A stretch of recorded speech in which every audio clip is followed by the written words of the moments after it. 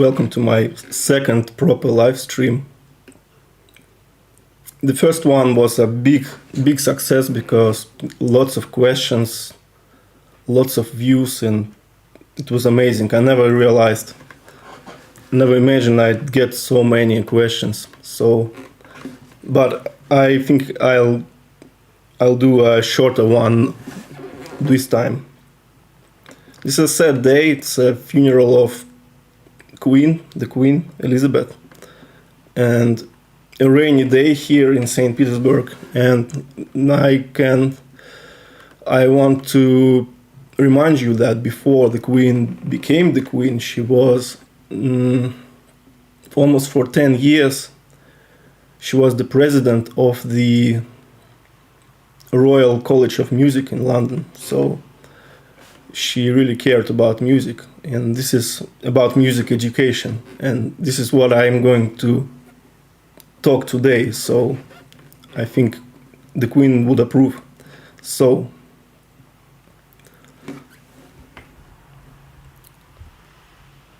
I've been working on some videos for the past 2 weeks, a couple of weeks, and I realized that I sort of got stuck. No ideas coming in, and it's just this feeling of not depression, but I just got stuck. And I think it's a good time to use this time as an opportunity to try something different. And I was talking about in my last stream about doing lessons, proper lessons, one-on-one lessons, and I think it's a great time to try it, because I thought about it like for a month, and it's just this constant fear of not succeeding, and because all my life I lived this imposter syndrome, and I think that everything that I know, basically everybody knows, and it was always this thing for me, and I'm in a constant battle with myself, is what I'm saying.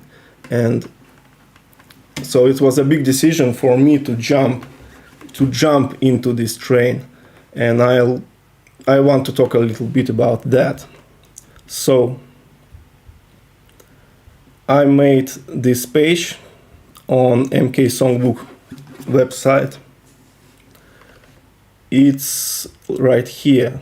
So it's all about lessons. I'm going to talk about what I can offer and what I will offer. And by the way, while you are here, just drop a message from where you're talking. It's a great idea, I think. I stole that idea from one other YouTuber, so just tell me where you're from. So, lessons. So this is a big deal, really big deal. And considering that I have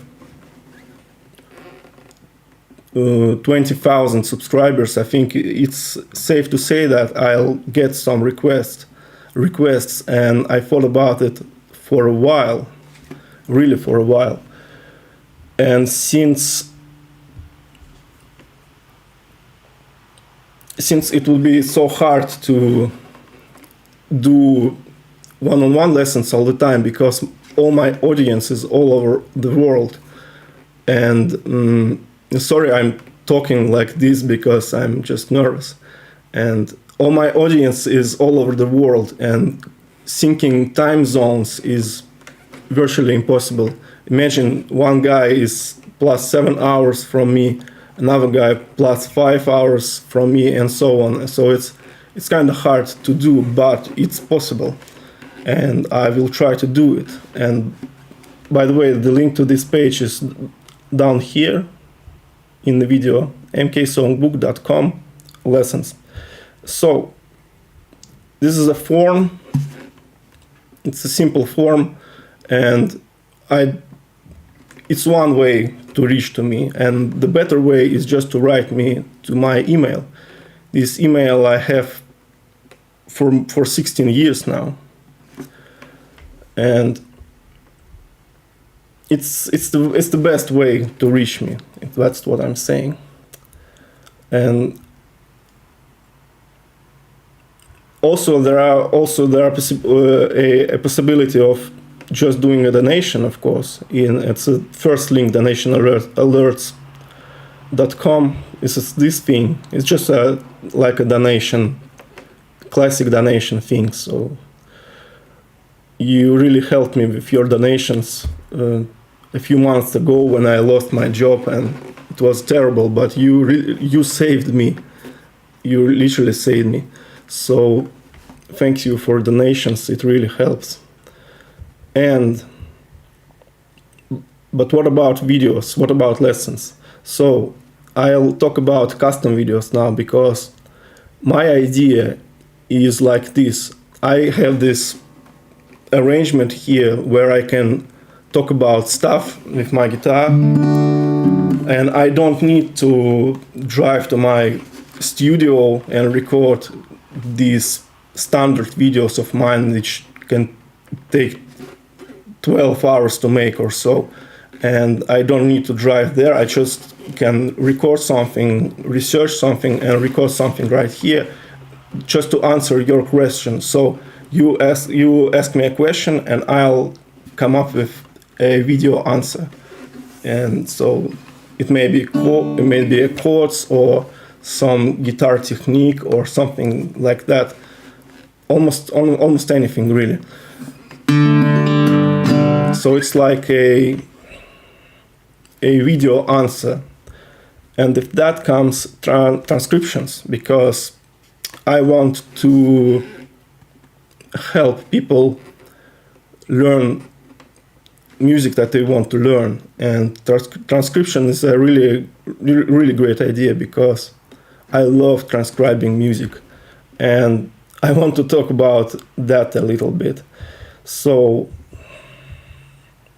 this is my stats on ultimateguitar.com, and Ultimate Guitar is a Russian company, by the way. It's based in Kaliningrad, and actually they even offered me a job in the late 2000s, but I refused because I didn't want to travel to Kaliningrad, because I'm in St. Petersburg in Russia. So this is my stats, and as you can see, I joined in 2006, so it's like 16 years ago. Time flies. So I do it for 16 years ago, for 16 years already, and 2 million views, 150,000 hours spent on learning my tabs worldwide, 10,000 ratings, 5 stars. So it's a big deal, and I can tell you why. Because I specialize, if you can call it that, I specialize on obscure, rare songs. And in other words, I'm not doing Hotel California or something. I do mainly great and obscure songs you won't find basically anywhere. That's why I started my YouTube channel on Mark Knopfler's songs, because you won't find often good lessons on his songs. That's what I'm saying. So I'm specializing on rare and great songs, and that's why 2 million views is a really great number, and I'll show you why. Here's an example, random example. That's a practical arrangement by Sting. It's a great song, and as you can see, it has 22,000 views. And it's a really big deal, because if you listen to that tune, it's this really hardcore jazz ballad, piano jazz ballad. And it's not your mainstream song. It's what I mean. So it's really a lot of views, and I just love doing this stuff. and I can do it all the time, transcribing songs. And by the way, I made this transcription around about 8 years ago, and what this does, if I write it down, I can come up later, 8 years later, 10 years later, and just pick it up. A practical arrangement, and you can learn to love me given time.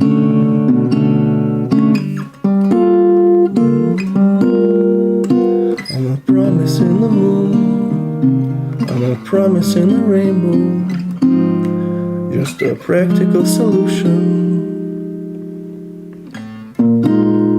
to a solitary life. I'll be a father to you, boy, a shoulder you can lean on.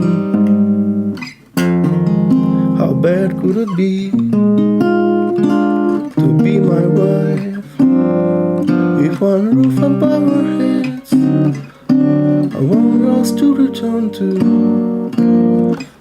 you wouldn't have to cook for me, you wouldn't have to learn to. I'm not suggesting that this proposition here could last forever. I have no intention of deceiving you, you're far too clever. Well, they can come to an arrangement, a practical arrangement, and perhaps you learn to love me given time. It may not be the romance that you had in mind, but you can learn to love me given time. Yeah, something like that. It's a great song, and I just can come back later and play it again. And it's I just love songs like that. This is my favorite type of songs. It's not Money for Nothing or something, but it's a great song. But my favorite songs is this part rarely visited by people. So of course I have my YouTube channel, and this is my diploma basically. So I don't have a diploma, but I have a YouTube channel, and I ran it for 5 years, not 5 years, for 6 years already, and I'm really proud of it, and it's already almost 20,000 subscribers. And as you can see, I'm not really a improvisation type of a guy, so I'm better at pre-recording stuff, is what I mean. So as you can see, I'm not extremely good at doing live streams, but I'm learning. I do stuff like 1, 2, 3, 4, 5, 6, 7, 8, 9. I can do stuff like transcribing 9 guitar parts in Jam Man by Chet Atkins. This was an extreme feat and leap of faith, because that stuff is really hard to do. And again, this has never been done before, to my surprise. I thought it's already on YouTube, but it's my video is the only video there I played it not perfectly, but it at least gives you an idea of how it would be done. So I always thought that Jam Man is a thing like laying loops and playing loops, but it's like not a loop, but a single guitar track, if you know what I mean. And I do lots of stuff. I can transcribe vocal lines. It's also one of my favorite thing is to transcribe vocal performances, because it's what I love to do, and singing with somebody and singing harmony is one of the best pleasures in life, and I can recommend it to everybody. Just find somebody to sing great songs together. This is amazing. I sometimes can transcribe the whole song if I'm motivated enough. I can just transcribe the whole song. As you can see, it's drums and bass and everything. And this is actually the thing I trained my ears on. So I would sit and just pick up bass line, pick up drums, pick up orchestras even. I'd pick up orchestras, I'd pick up solo instruments, solo guitar, solo piano, so everything that I love and the music that I like, I would instantly transcribe it. And for 15 years straight, I hear a great song, I transcribe it immediately.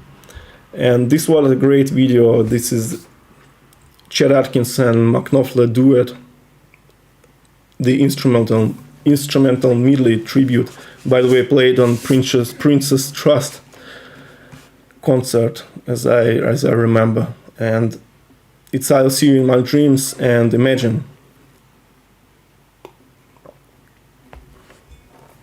It was a lot of work, but I just really wanted to recreate that, and it was really hard for me, as I'm not a professional musician, but you can watch this video and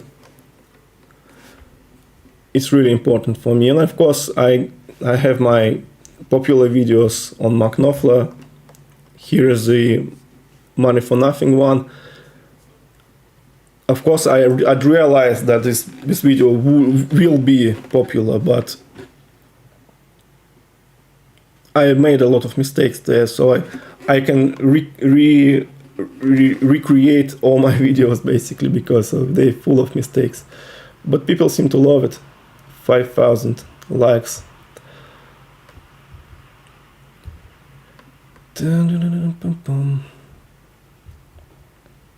So, speaking of lessons, just hit me an email and I'll answer you back. What do you want? It could be a transcription, it could be a lesson, it could be a one lesson, like one session, or it could be a 3-hour session or something like that.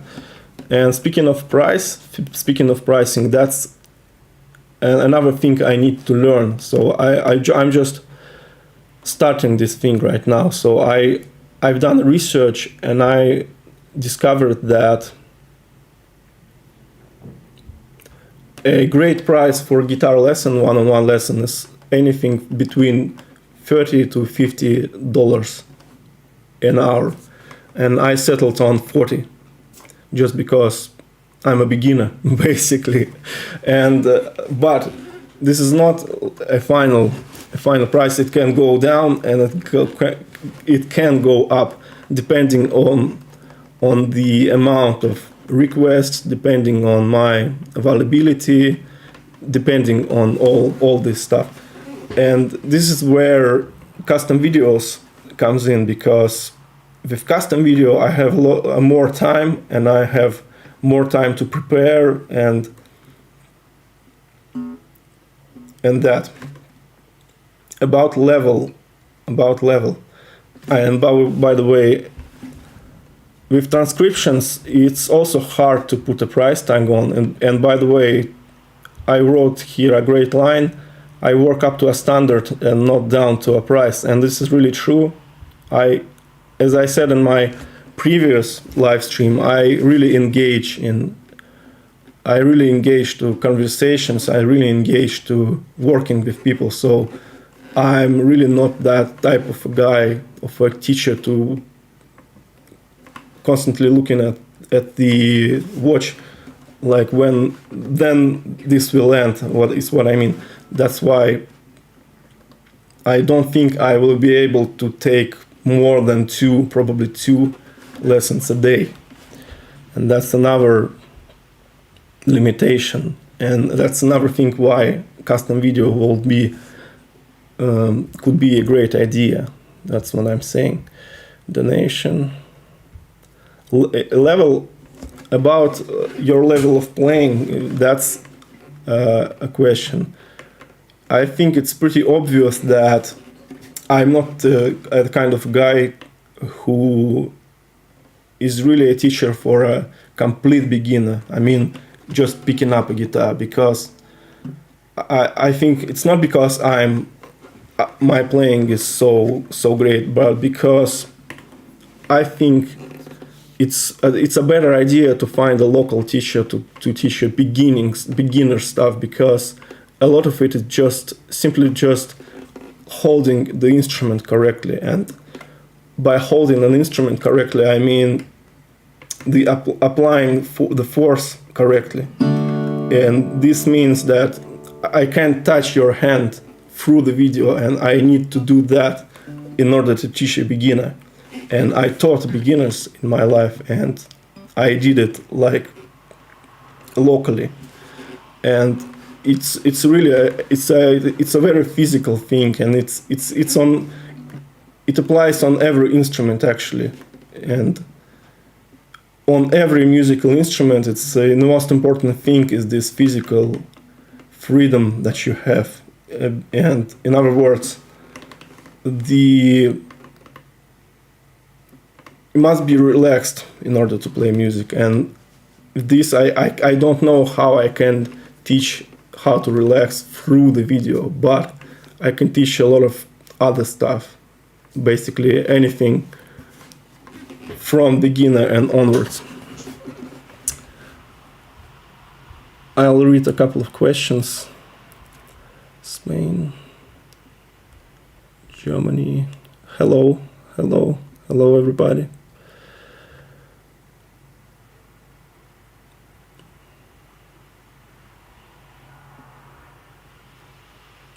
Money for Nothing is my most popular video, and it was pretty predictable.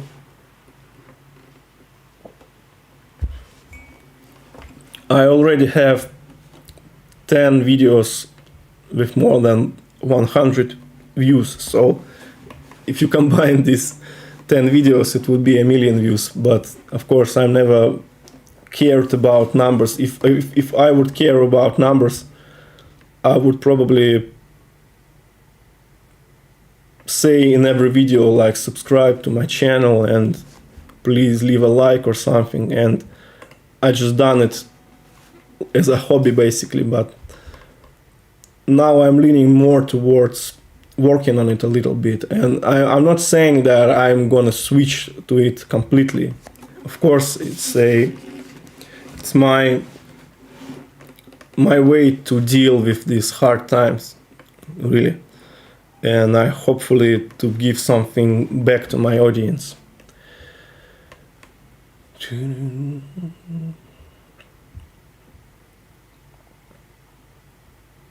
about my level of playing, I think Richard Feynman said it best. He said this. He said, students don't need a perfect teacher. Students need a happy teacher who's gonna make them excited to come to school and grow a love for learning. And I think Rick Beato recently uploaded a video where he was talking about teaching. And he said that the goal of a teacher is to make himself unrelevant. So this is a very strange idea, but in my life, for some reason, I'm leaning towards this line of work for some reason, because I worked as a sound engineer on live shows, and a sound engineer on live shows and on television and on film and cinema, his work is almost like work of a teacher.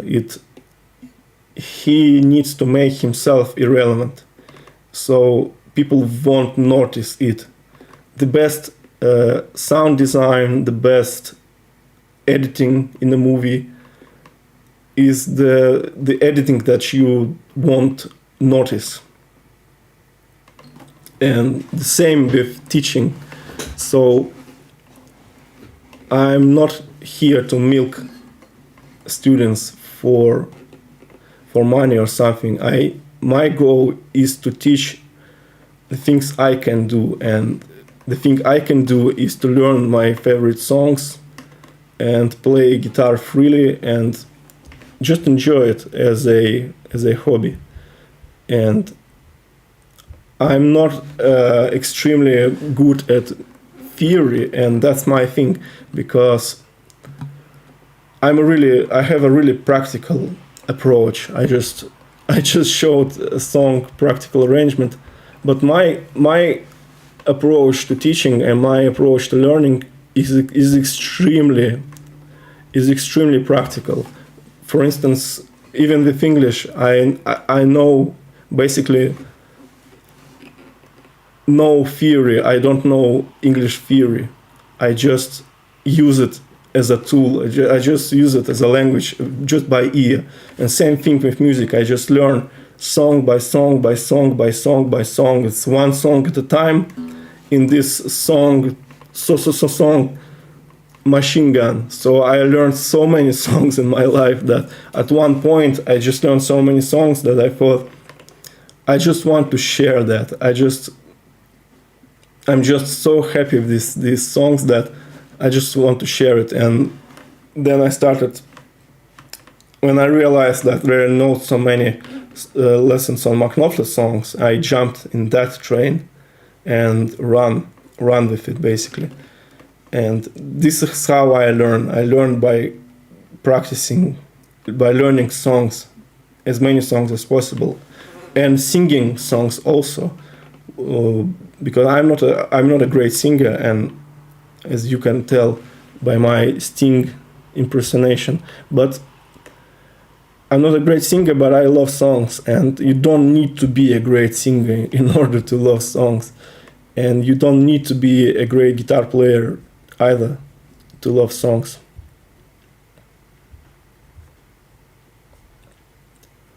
Boom, boom, boom.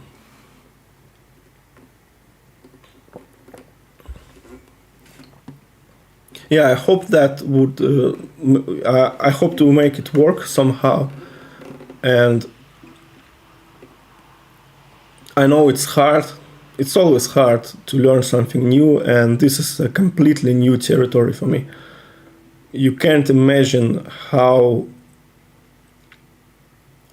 it's hard of a decision for me. I sit on it for months or something like that. So I thought, should I do it? Should I do it?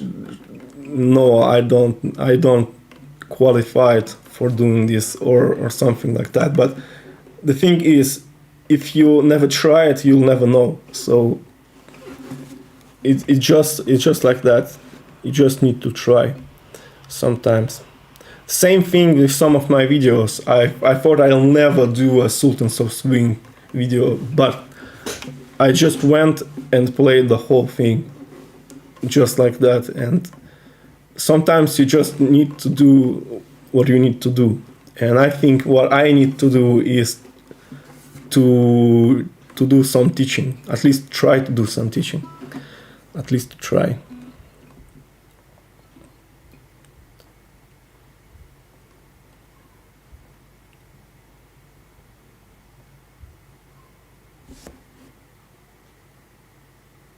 Greetings. So it's pretty much all I wanted to say. And also, I forgot to mention a really important thing, is that I already have a number of requests and a number of people who wanted to try to do some lessons with me. So I remember about all these requests, and I get all these requests, and I'll do it.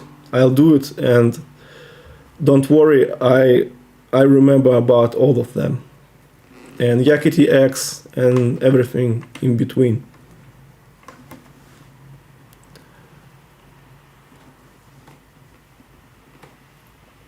Yeah, Sultans of Swing video was insane, and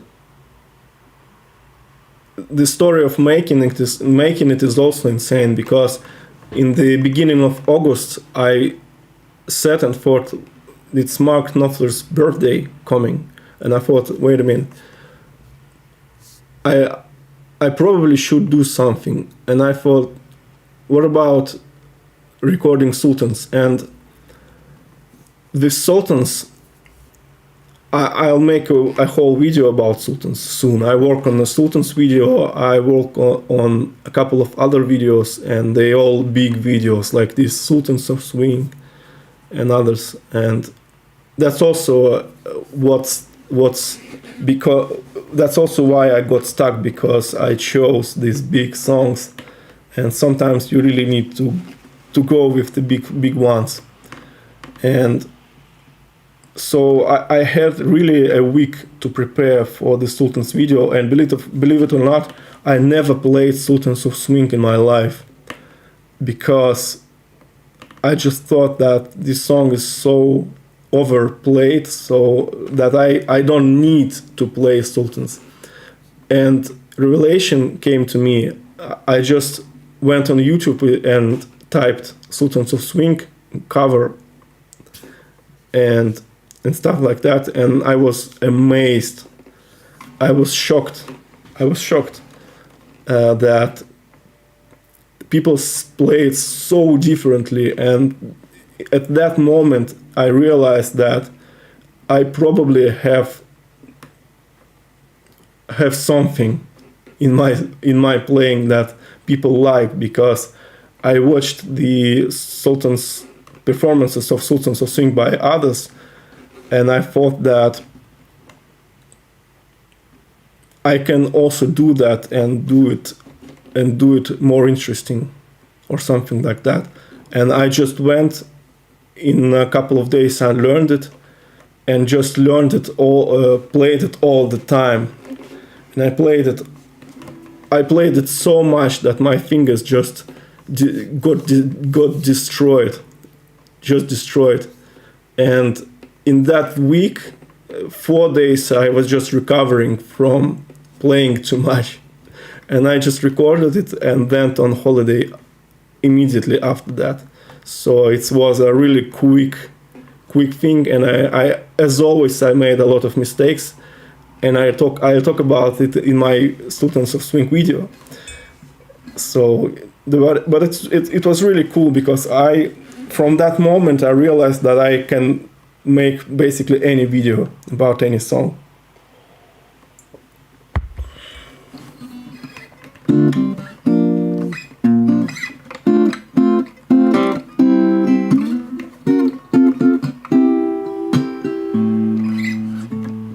Yes, it's what I'm saying. In the previous live stream I mentioned 5:15 a.m. and it's one of my favorite songs, and speaking of 5:15 a.m., I also mentioned True Love Will Never Fade, and it seems like even True Love Will Never Fade, which is a really simple,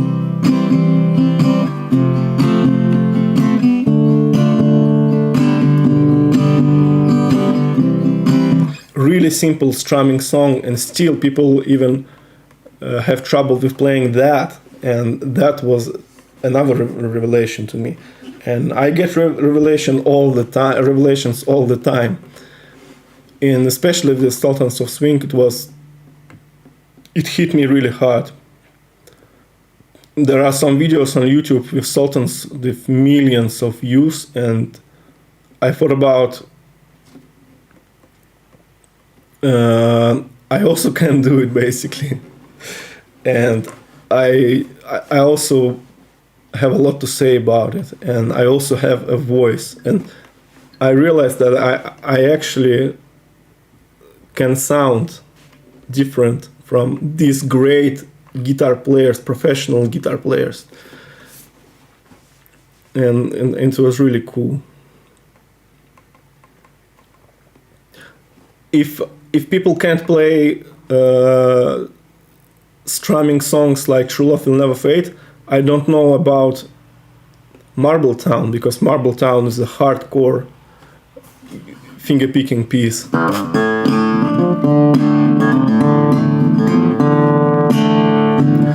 Basil is a great song, and it was one take, and I love it.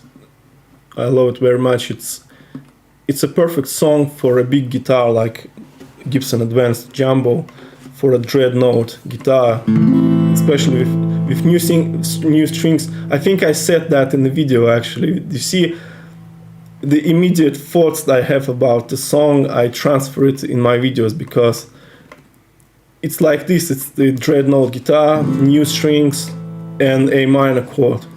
But sits there at the table for sight. And it just melts your heart. It's a great song. And from what I heard from people, it's their favorite songs of modern Knopfler.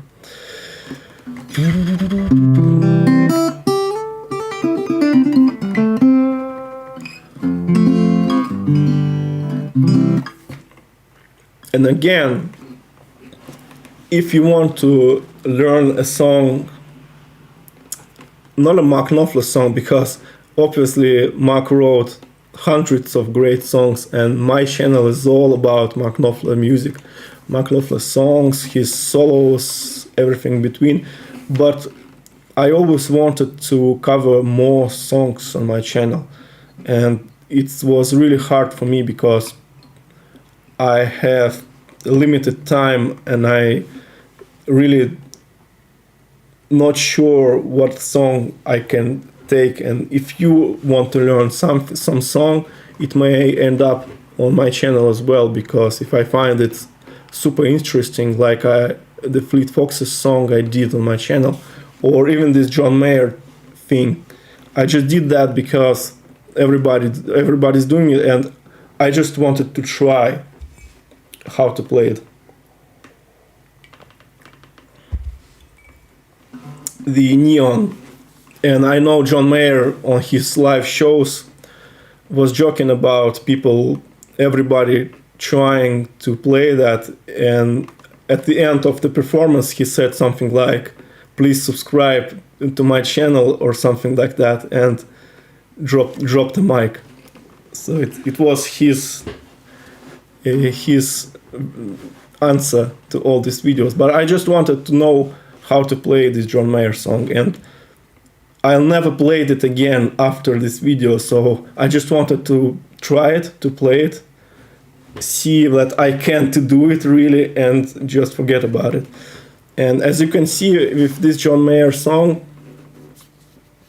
I sort of get the idea, but the thing with John Mayer is he's a really big guy, and if you'll see his videos, you can notice that his guitar looks really small because he's a really big guy and guitar is regular sized. And so in Neon, he uses stretches that's impossible even for me, because I thought after playing Mark Knopfler music, after playing even Tommy Emmanuel's music, after playing Chet Atkins tunes, I always was able to replicate everything. Tommy Emmanuel in the song Mombasa had this place like from the stretch from the 3rd to the 7th fret or something like that, and I was able to play that. But John Mayer came along, and the stuff he plays I just can't physically play, and that's why I can't really teach his music, because I'm not physically able to do it, if you know what I mean. But with Mark's music, I can play everything just like he plays in terms of physically playing. It's all the stretches, all the stuff, and even the vibratos. I can do it, though on my Strat I can do it because it's a shorter scale neck and they're really thick strings, so it's really hard to replicate that. But it's possible on a bigger guitar. It's definitely possible.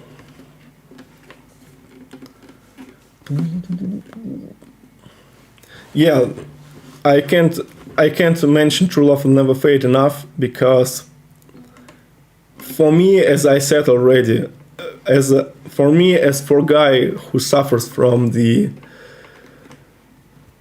imposter syndrome, and imposter syndrome is basically this thing when you think that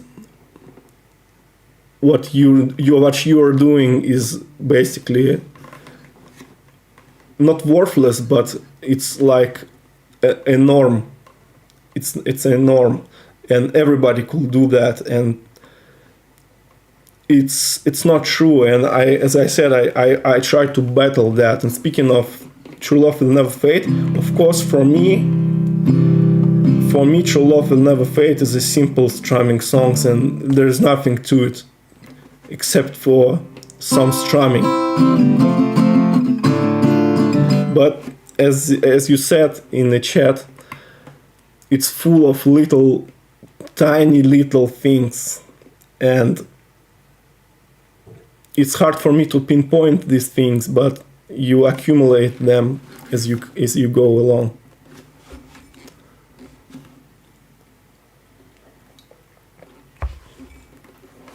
And by the way, I would love to teach these little things that you can finally play this song as you would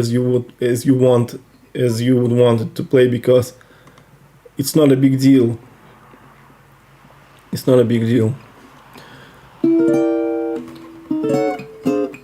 Yeah, this shirt is basically my uniform for these live streams, because my channel is all about Knopfler music. But as I said, I want to cover more songs, because this is actually funny, because so many Knopfler songs on my channel, but I listen to millions of other songs, and I listen to tons of music, and it does two things for me. For one thing, it shows me how great Knopfler as a composer is, as a singer-songwriter, because I have this vast library of music I can listen to, and I can basically compare his music to other music, and it gives me really this feeling that he's one of the greatest songwriters in the world. And my channel proves that, I think, because I can't imagine somebody doing something like this. There are people who's doing like Beatles songs, song by song, or Beatles voice lines, but doing all Beatles songs, like 300 songs, I don't think that it would be interesting. But Mark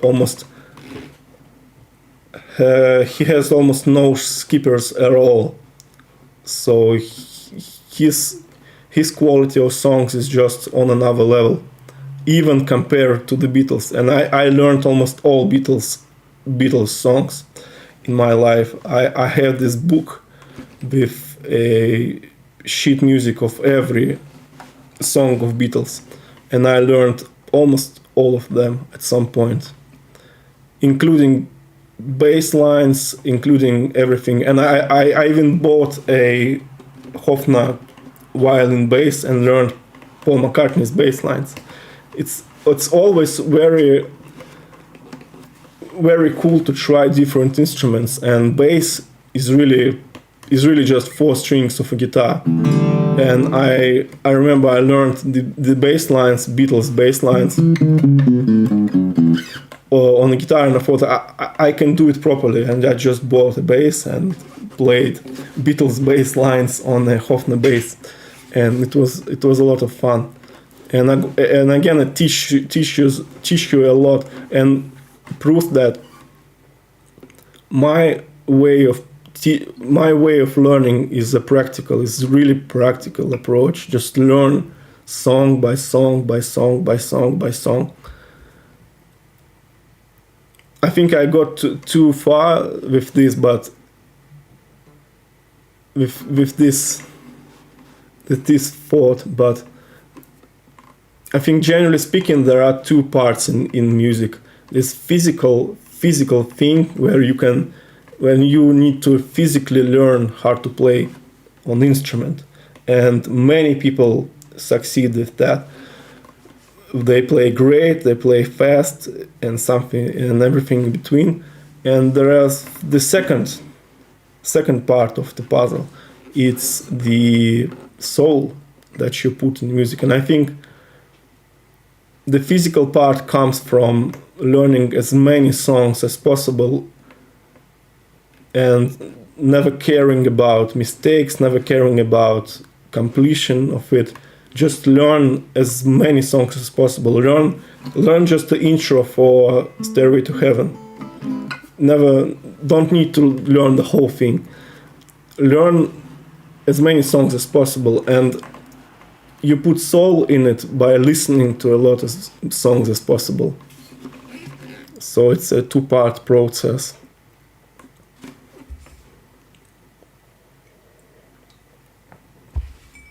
Yeah, looking easy, making something look easy is the best part of it all. If you watch any good musician, Tommy Emmanuel, Chet Atkins, they make everything look extremely easy. But my favorite part about it is then if something looks not easy being played by guys like Tommy Emmanuel or Mark Knopfler or Chet Atkins, that means that when you try to play it, you'll just break your hands, because it will be impossible. If that looks hard for them, then it will be impossible for you. And that's my favorite part about making something seems easy.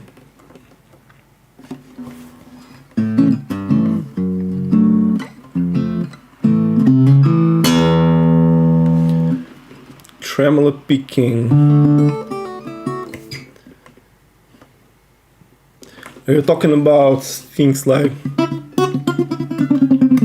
to be honest, I'm not a really big fan when Mark does this, and not because I don't like it, this ultra chicken picking.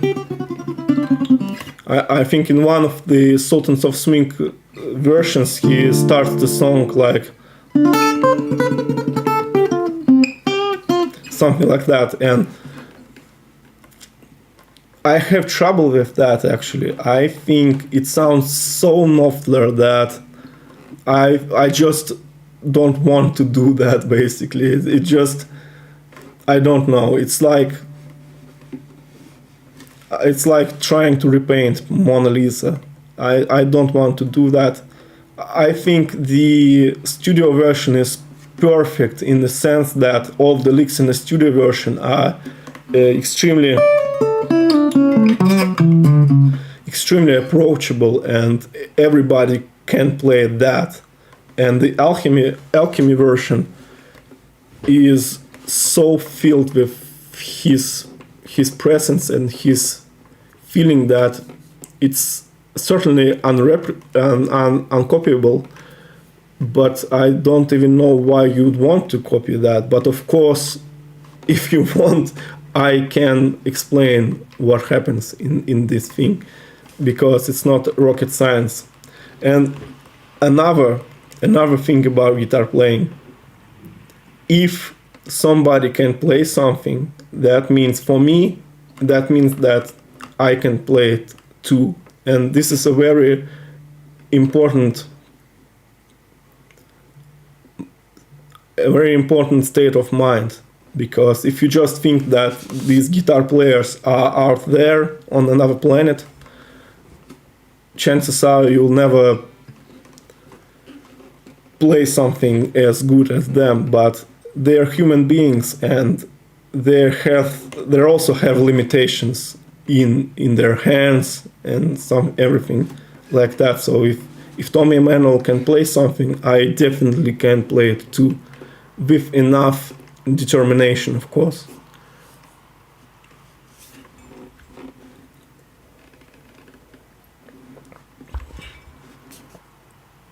that's a little Martin guitar. It's my favorite guitars are small guitars because it's really handy. You can walk with it everywhere in house. It's really small. It fits everywhere, and it's not a big dreadnought. It's a travel guitar. That's what it is. And my Stratocaster, actually, on which I recorded Sultans of Swing, is also a travel guitar. It's 23 inches scale length, and it's perfect for home use because you can travel from room to room with it. You can play in the kitchen. You can toss it in a car and travel with it everywhere, and never caring really about the humidity because this is plastic, and this is laminated wood. They also sell a version with the plastic top, but this is a wood top. So it's like Ovation, almost like Ovation. But an Ovation is this big guitar. I love small guitars. Partly because I'm not a big guy, I'm pretty small guy. And for me, playing on a big guitar, it's just not so as comfortable. And by the way, I'm a small guy, but I can play all these thumb over the top things, stretches and all. Stretches on the guitar is just a matter of practicing, because if you'll see some piano players, there are some female piano players, and they can, if they'll stretch their hands, their thumb will be like this.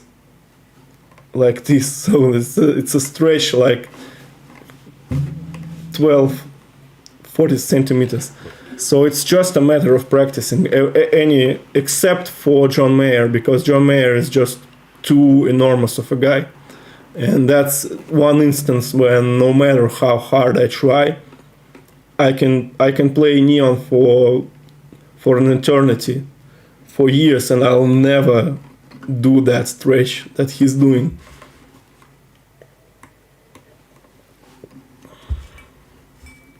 By the way, I want to record a review on my small guitars, because for this guitar I never modified it, but with Strat I made a couple of modifications. It's not affecting the sound and anything, but I made some modifications, really important ones.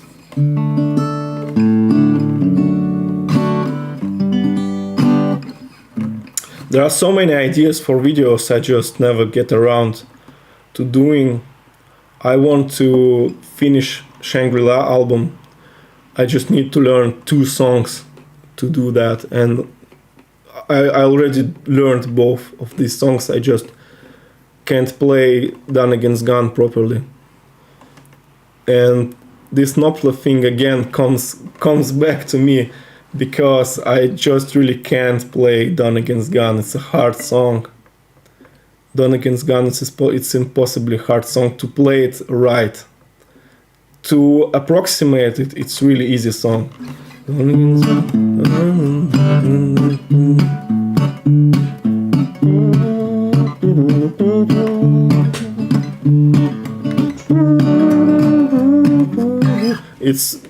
It's really easy to approximate, but to play it exactly like him, it needs time. And of course, I mean on a slide. I mean on a slide guitar. But it's really hard.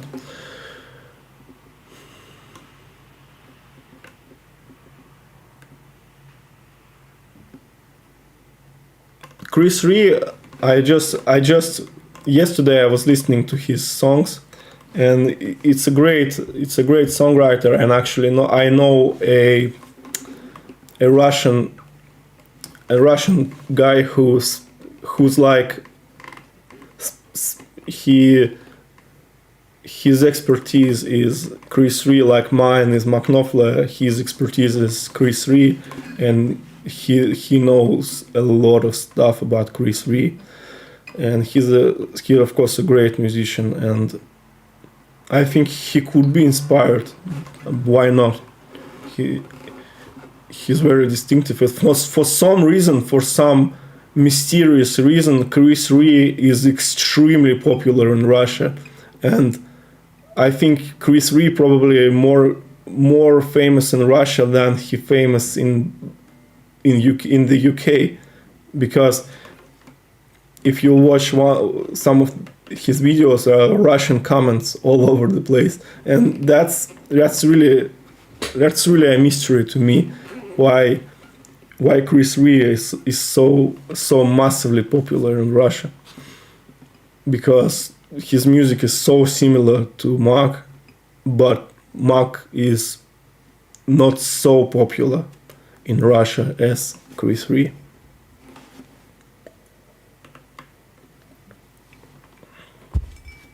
By the way, for everybody who tunes in, I'm ready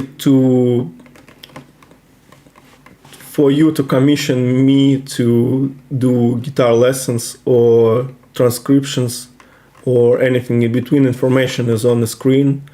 For lessons, hit me on the email, and for lessons also hit the link in the description.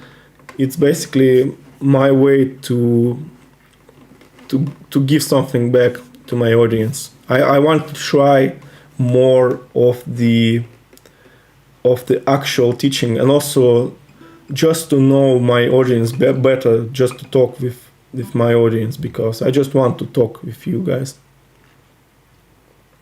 It's a lot of fun, I must say. I tried some sessions and it's so much fun.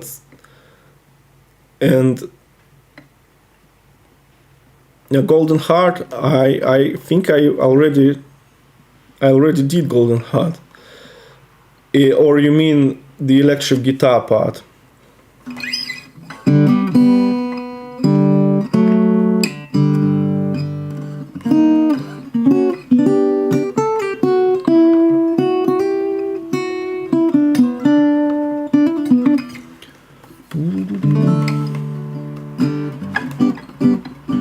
There are so many songs, like, again, what I need to do.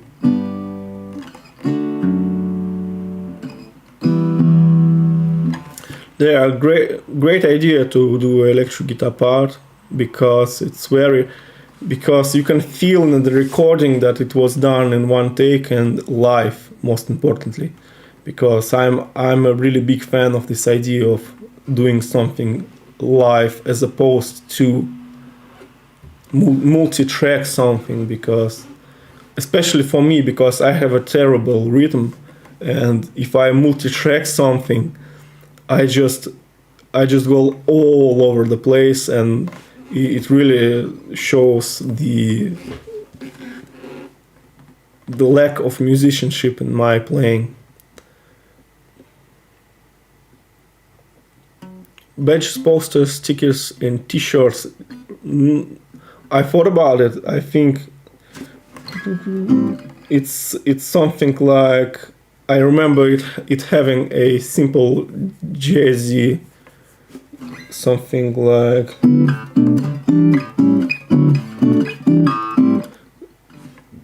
two, 6, 4, something, a simple progression. But I think I'll do it. I'll never know what song I'll do next, because right now I'm doing some big songs. I want to cover Sultans of Swing again, talk about in more detail about Sultans of Swing, some other songs, and I never know what song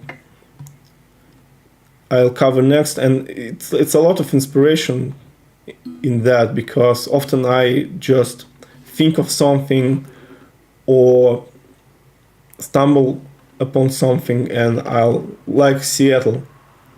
Seattle is completely inspiration, and Scaffolder's Wife, and so many of my videos are coming directly from inspiration, just me hearing something, or in a way it's like songwriting, because you just get inspired and you got obsessed with the song. So, but a songwriter get obsessed with the topic and write a song about it, and the difference for me is that I make a lesson about it. But it's a creative, end product is a creative work in any way, and it's a continuation of inspiration. So I get inspired, I write a script, I pick up a song, I figure out a way how I can teach it, and I'll get and record it, spend 10 hours doing so, and the end product is something that have a conclusion, like Rick Beato said, conclusion to it.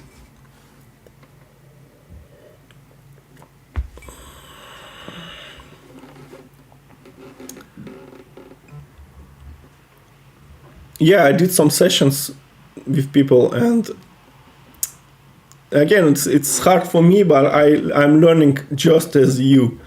I'm learning just like everybody, and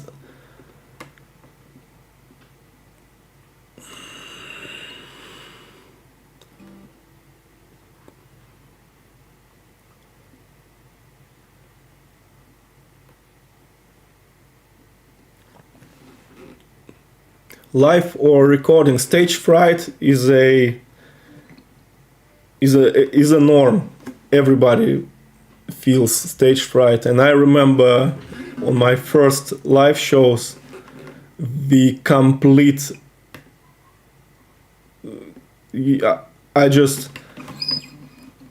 it's like being in a accident or something. You just get like dizzy on stage, so you forget about it, most of it. But it's all a matter of practice, really. Again, practice. Songs, learn songs, as many songs as possible. Record as many songs as possible. I recorded so many little snippets of songs at this point that, for the most part, I don't make too many takes. And of course, live is always better than recording. That's no question about it. It's just that the more you play live, the better you get. It's as simple as that. Again, about practice. The more songs you learn, the better you get. Yeah, I played Rock and Water. And again, that's one of the songs I can do. And I especially love doing such obscure songs, and there are a song came recently back in the day, and I'll do that as well. It's a jazz track, this.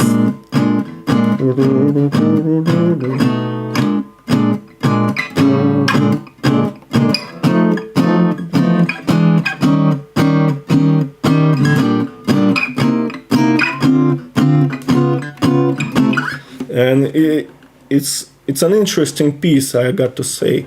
Though it's a bonus track, but it's an interesting song, and I think I'll do another brand new song that will be released soon. I just need to do it again. It takes a lot of time.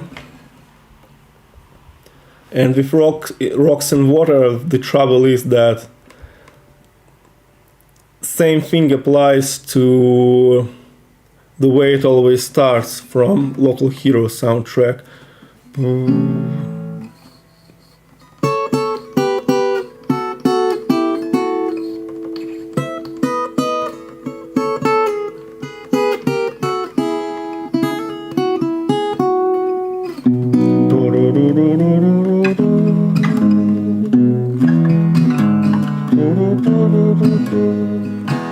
The trouble is that this song requires a proper singer all of a sudden.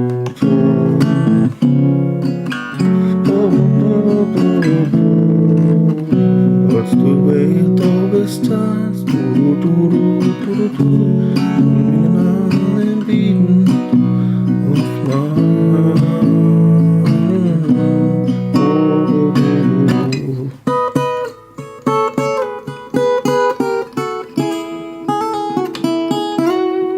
and same with Rocks and Water, but I think I'll get to it someday. By the way, a great bass line. I love the bass line in the way it always starts. This a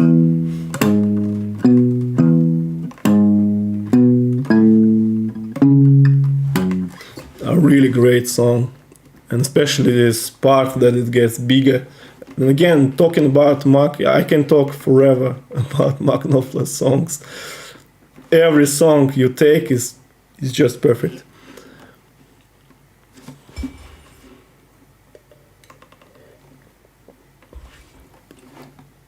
Yeah, Barrel is again a perfect example of me full of bad word. Put a bad word here.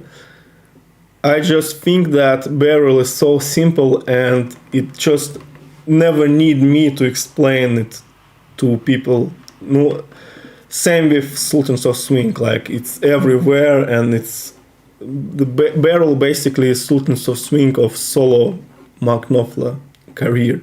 And of course I need to do it, and I feel like I need to do it, and I'll do it. And again, getting rid of stage fright is just practice. And I don't believe that even the biggest players out there feel no stage fright at all, because again, you're a human being and you just can't ignore the fact that you're playing before the audience. And in fact, I believe one of the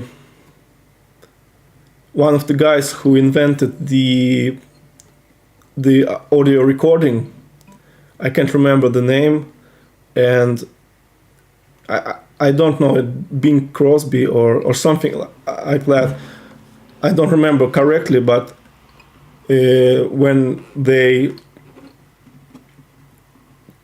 presented the recording machine to him, he said, I can't play without the audience. He was so used to have an audience before of him that he said, I can't play my music correctly before this recording machine. I need an audience. And playing with audience is really important. And you can get rid of, you can't get rid of stage fright. But I think I know what you're talking about extreme version of stage fright. And I think it's the same, it's just practice, and getting on with it, basically. Like in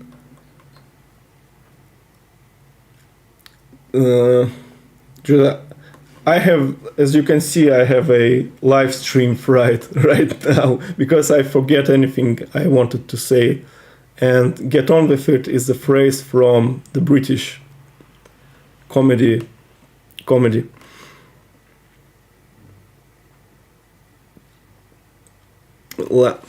Forget about it.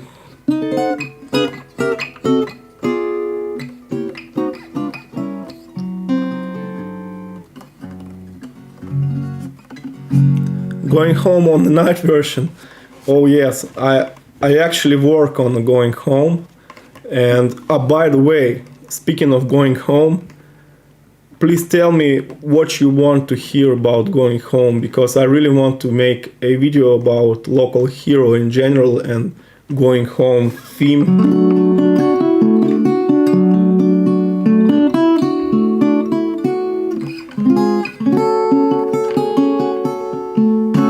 And just tell me what you want to hear about it, because there are so many versions, there are so many things, so many details that I need to make an hour-long video about it. I don't know. I don't think it will be too interesting, so I need your help. and that's also true for things like Telegraph Road. It's such a big song. By the way, I need to. Somebody requested for me doing a live intro for Telegraph Road. Speaking of lessons, and I'll remember about it, I'll do it.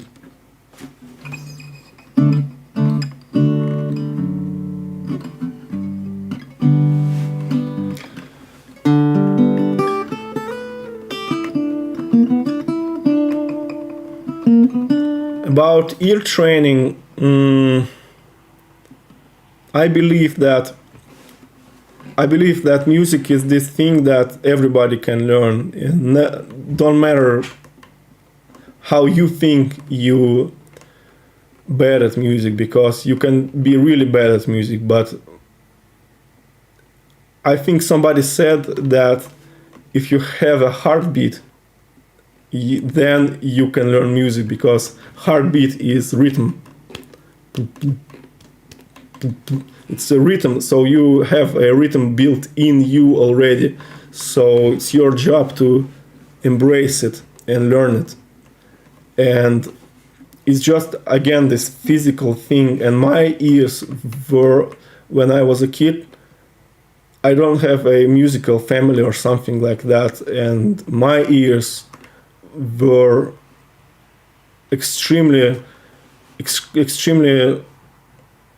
I can even go as far as to say that my ears were awful, because my first transcriptions were extremely awful.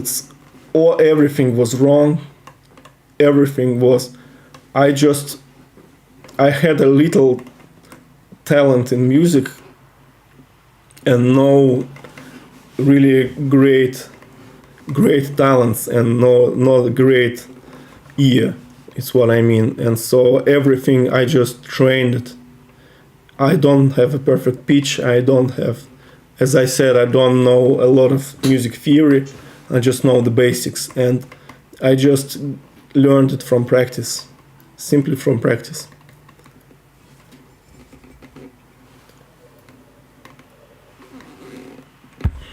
Yeah, with going home, it's just so many versions, but I think I'll be able to do it. I tried Miss Your Blues, of course, because Miss Your Blues is the same tuning and the same thing as Donegan's Gun, open D, as I remember correctly. And yes, it's a great tune, one of the few tunes that not solely written by Mark Knopfler. It's traditional tune and lyrics from Mark, I believe. Yeah, Occupation Blues, I really want to do that. It's one of the songs that was re-released recently, and of course I want to do that, and especially since it has this Eastern Europe feeling towards it, and it even reminds me of some of the Russian songs, believe it or not. Before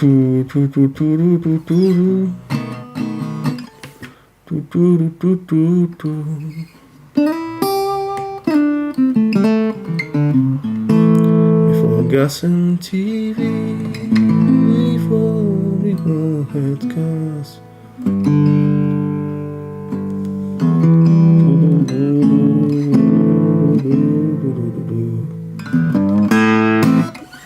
I think Before Gas and TV is really playable on one guitar. I can't say definitely, but I think it is, because it's again this Basil thing with straight strumming guitar. I think it's doable. I might be wrong, but I think it's doable.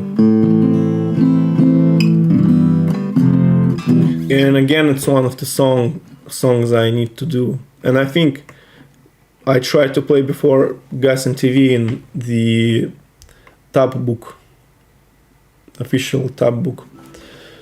On my live stream on tab books, it's only my third stream really, and it's already going for, by the way,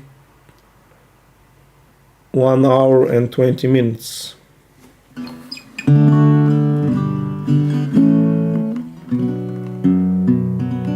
That's interesting. My previous live stream was more successful, though I started it in the worst possible time. So it's like it was in 5 p.m. Moscow time. But I think just in the morning, on Monday, not too many people are watching, so it's understandable. And again, if you just tuned in, I'm trying to launch my lessons thing. You can hit me up on email and we can talk about music.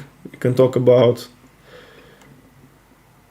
anything really, and it's interesting to me. I wanted to do a separate live stream on my music education, because I really have not a degree, but I just have I went to music school, and my teacher, he was so old that he never were able to play. So I learned music basically from a man who never even played something to me.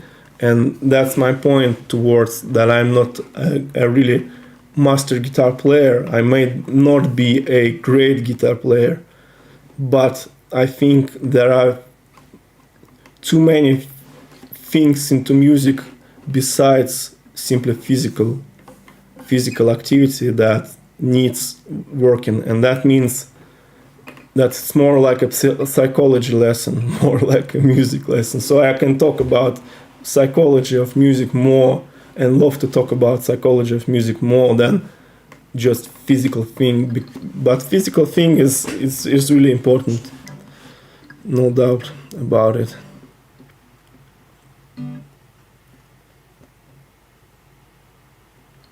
Smooshing, I don't know how to pronounce it properly. Smooshing. That's a really beautiful thing, and especially Mark's original version from Local Hero soundtrack. The trouble with smooshing is,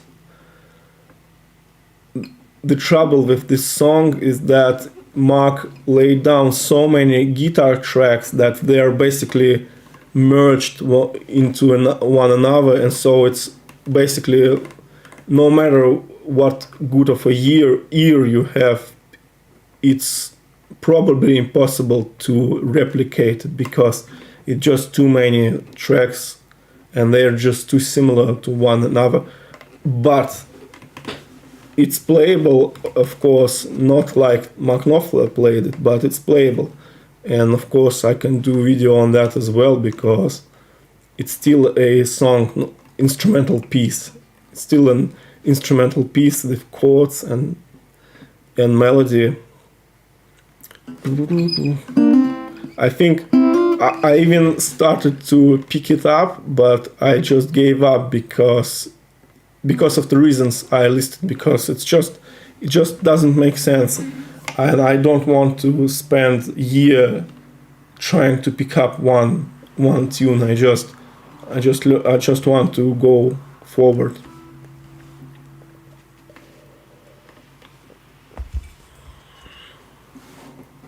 My opinion on Tommy Emmanuel.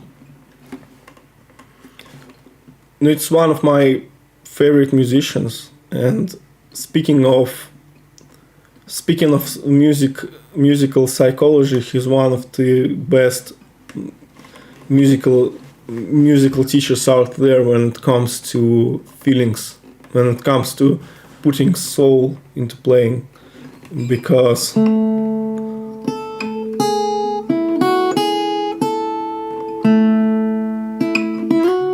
because he puts a lot of, when he plays Somewhere Over the Rainbow, I love this part. Then he's doing the harmonics, and the melody starts with one note, and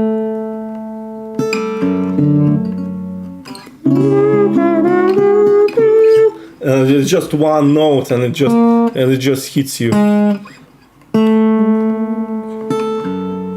That's amazing. And of course he's a genius, but the thing with Tommy Emmanuel is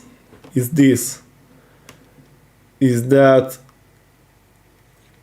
he played so much that I think, remember that I said about practical approach.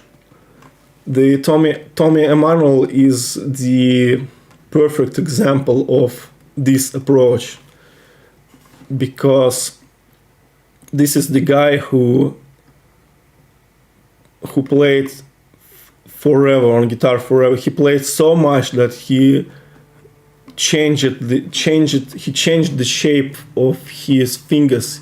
His two of his hands are different. His left hand is this smooshed thing with rock fingers and flat fingers on the left hand, because he plays all the time. And his right hand is also different because he plays with the thumb pick like this. By the way, Tommy Emmanuel signature thumb pick. And he plays all the time with the thumb pick, and his right hand also changed its shape, and so he plays so much that he changed his hands to accommodate his playing.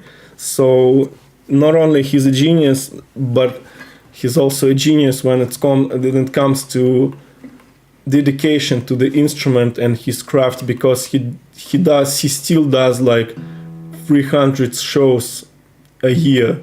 So it's almost every year, or almost every day that you live, the chances are Tommy Emmanuel is out there playing a show somewhere. And I shook hands with Tommy Emmanuel, and what was great. And that's another story. It's a long story, but it's a great story. I think I'll do another live stream and tell about this story. But I met with Tommy Emmanuel, and he's an amazing human being. And to be honest, I think he's a bit underrated. And again, it's a mystery to me why even Tommy Emmanuel is underrated. I just don't know. You Don't Want to Get You One of Those is a great song, and I know some people think that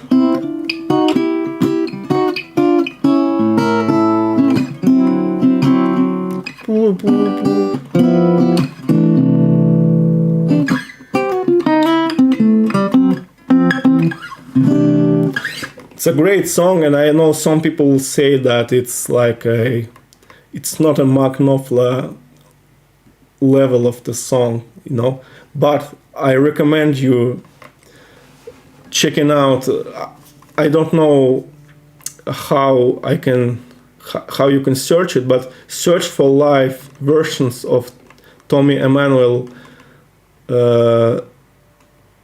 solo versions of this song, and he on multiple occasions he told the story about how he recorded this song with Mark. He tells a story how he gets to his studio, and it's like this secret place, and he can't find it, and he needs to call Mark and stuff like that. And the funniest bit is that they recorded the song. Mark had so little time to do it. They recorded the song, came upstairs, and while they shared a drink of coffee, the track was done. So it was done on the spot. So like 15 minutes on explaining, 15 minutes on rehearsing, 15 minutes on recording and 15 minutes on discussing, and it's all done. And they just gave him the master file. So it's a great story about how he recorded that song. So it basically was done on the spot and on the fly, and that's the level of people we're talking about. The people who can basically do a song like this level. I can learn Sultans of Swing in a week, but these guys can record a song like you don't want to get you one of those like in an hour. And that's the level of people we're talking about.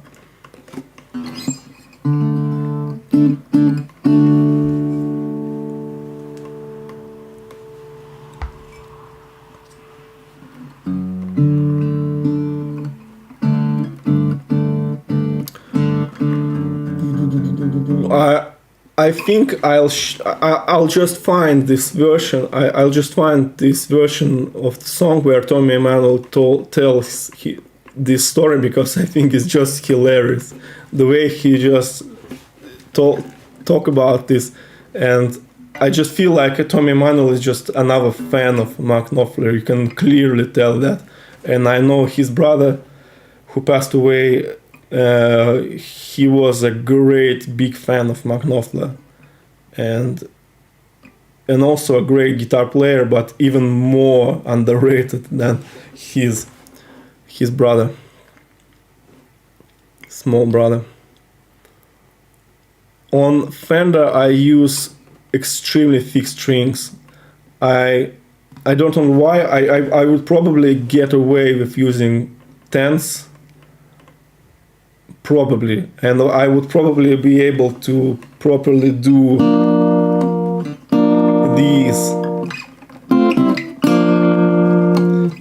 but these are fixed strings also. But on a Strat, it's 13s. It's a extra heavy strings, because this is a small scale Stratocaster and this is a small scale Martin. 23 inches on both the scale lengths. And the physical thing about small instruments is that in order for it to feel like a big guitar, and in order for it to sound like a big guitar, you just simply need thicker strings. So this is 13ths, while usually I play on 12ths. But I need to use 13 strings on this guitar for it to feel like a big guitar, if you know what I mean. And on a Strat, I use also 13th. And it's very hard to do multiple strings vibrato on strings that are so thick. I obviously can do it on 9 or 10 strings, but it's just this thing that I have. I don't have big guitars. I have one big guitar, and it's in my studio where I record my videos. But at home I play on travel guitars, because I play everywhere. I take it everywhere and I play everywhere, and in order to do that, I just need a guitar that is comfortable.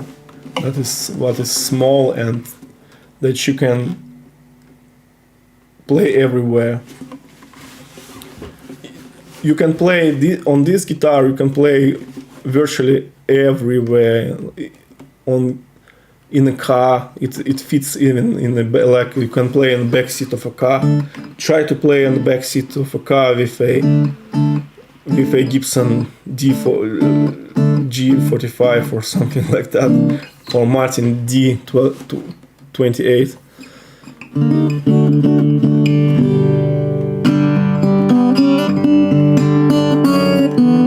This is again a Little Martin. That's how it's called. It's Little Martin because it's a Little Martin guitar. It's Martin LX, and they make a lot of these. Martin LX1, LX Black. It's a completely black guitar made of same plastic, which is this. They also make, actually they make this guitar also in white, and it's a beautiful guitar, but it's rare, and it's expensive. So I saw it a couple of times in Japan on eBay, and it's like $100, $1,000 and more, and it's a 400. It's just $400. I play cheap guitars. I got my Strat for $100. I'm not kidding. This is one. I played Sultans on $100 guitar. Again, if I were to build an audience, I probably call a video something like Sultans of Swing on a $100 guitar or something like that. But I just play it on a cheap guitar because I don't have another guitar, and that's the truth of the situation. I'm just not a professional musician, and I really don't need a better instrument for my needs.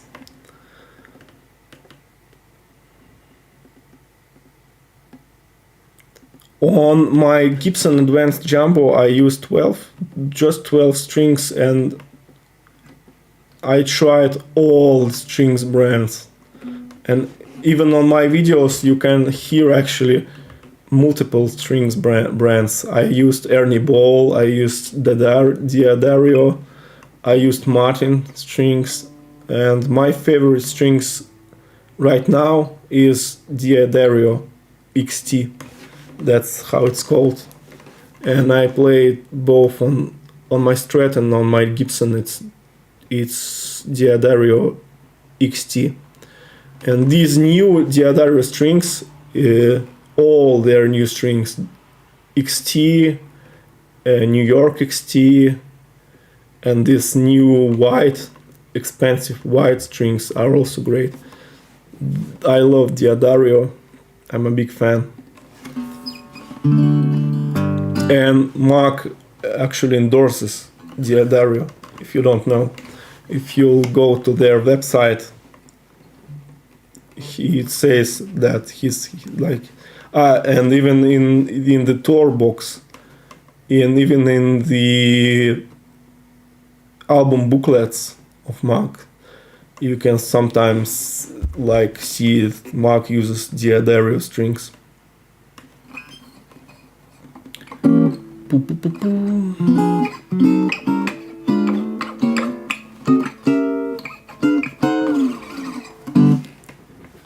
Hi,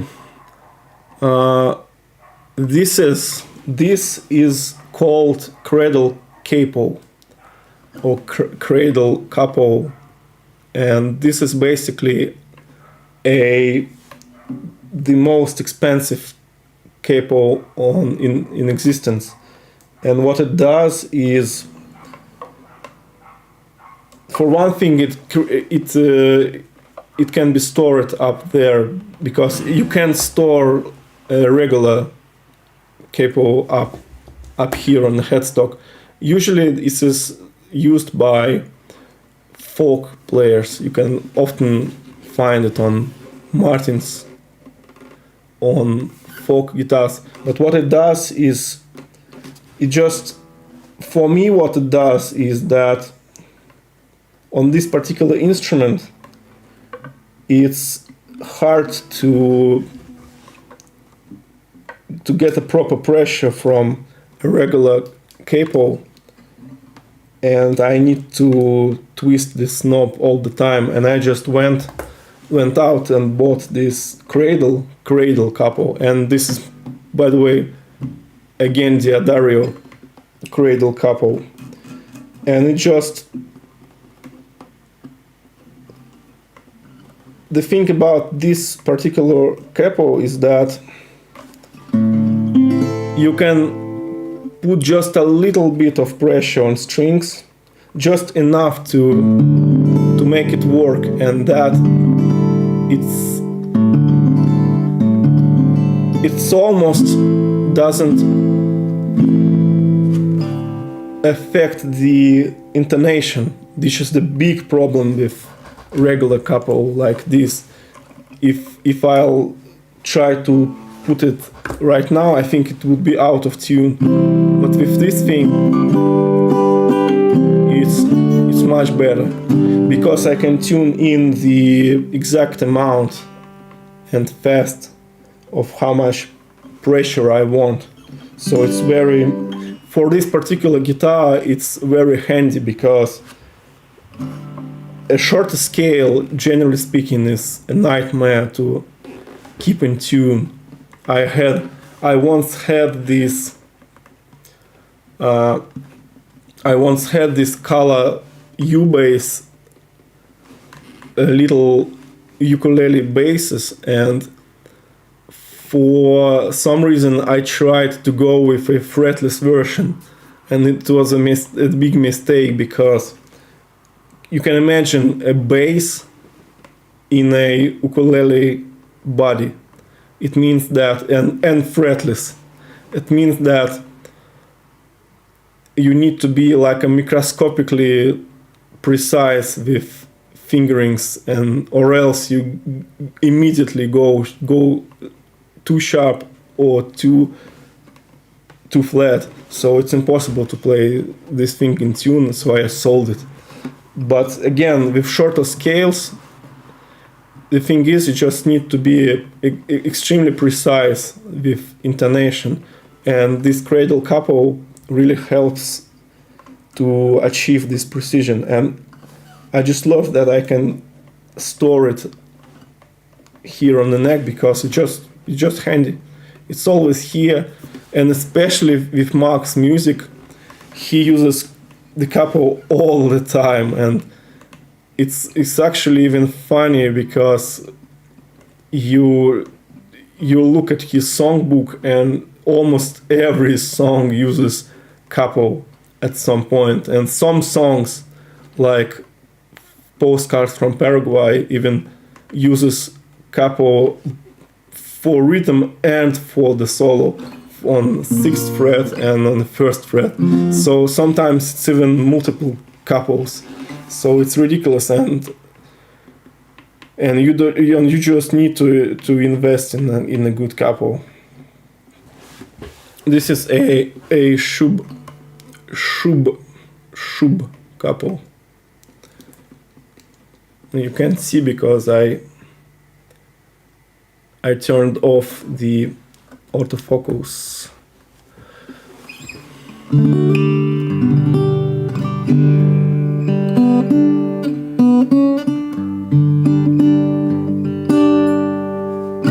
So yes, this is a cradle capo, and it's just for the precision of it and for the ability to stock it on the headstock. That's really important for me because it's just very handy for a travel guitar.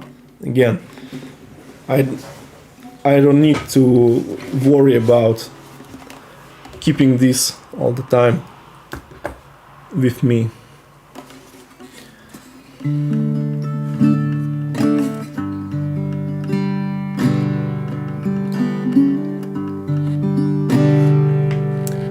Again, I'm trying to launch my lessons thing. All the information is on the screen, and information is as simple as hit me an email, what you want to learn, and information on with prices and examples is also down here on MK Songbook website. I just want to try it. I don't know whether I will stick to it or I will not do it. But I want to try it. It's what I'm saying. I still can't play Skate Away. I can't do it like on the fly right now because I don't remember at all how this song sounds. I can't even remember how it goes. I remember how it starts with the bass drum, Well, I never played.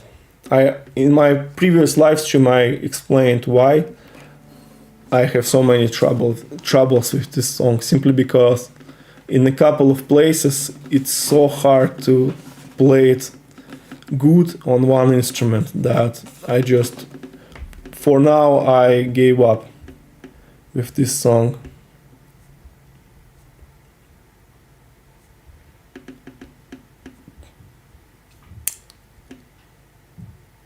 It's almost 2 hours.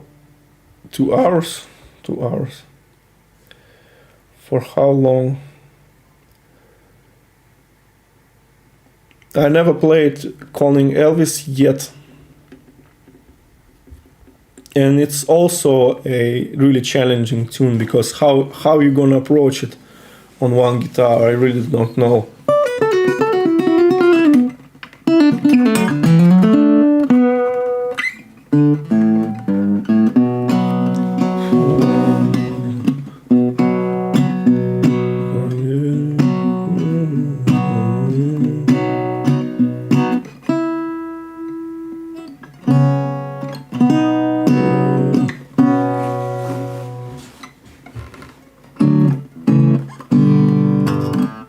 I don't know. I never tried. I'll be honest. I never even learned this.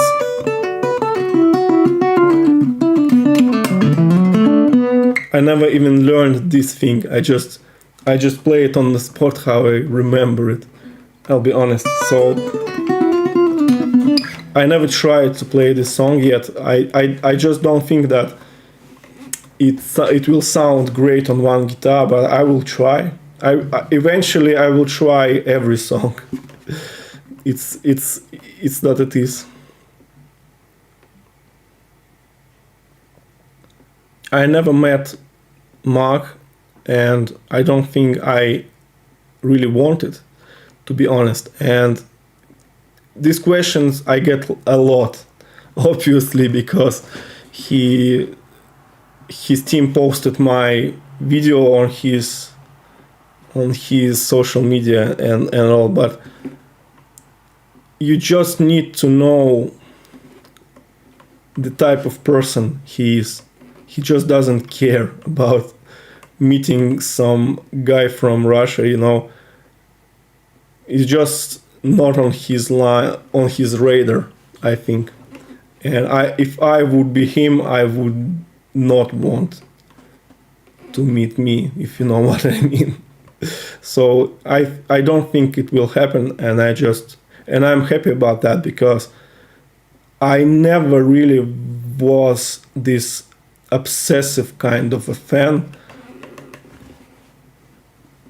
despite of the fact that I'm wearing his studio t-shirt, but it's just a homage to his work. But I never really that type of a Rudiger fan that want these meetings and signatures and this type of thing. It's just not my thing. And to be honest, I'm just a fan of so many people that if I would want to meet them all, I just need to spend like a whole life to meet them all, because I'm a fan of so many people. And again, that's a thing that you need to understand, that you need to be open to the world, and like, because so many people just get stuck on one thing, on one musician, on one something, only learning Mark Knopfler songs, only playing like him, only this and that.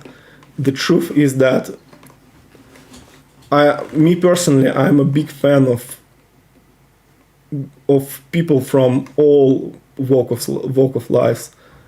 I'm a big fan of magic. I'm a big fan of science. I'm a big fan of books. I'm a big fan of sports. I'm a big fan of everything. And Mark Knopfler is a little but very important part of my life.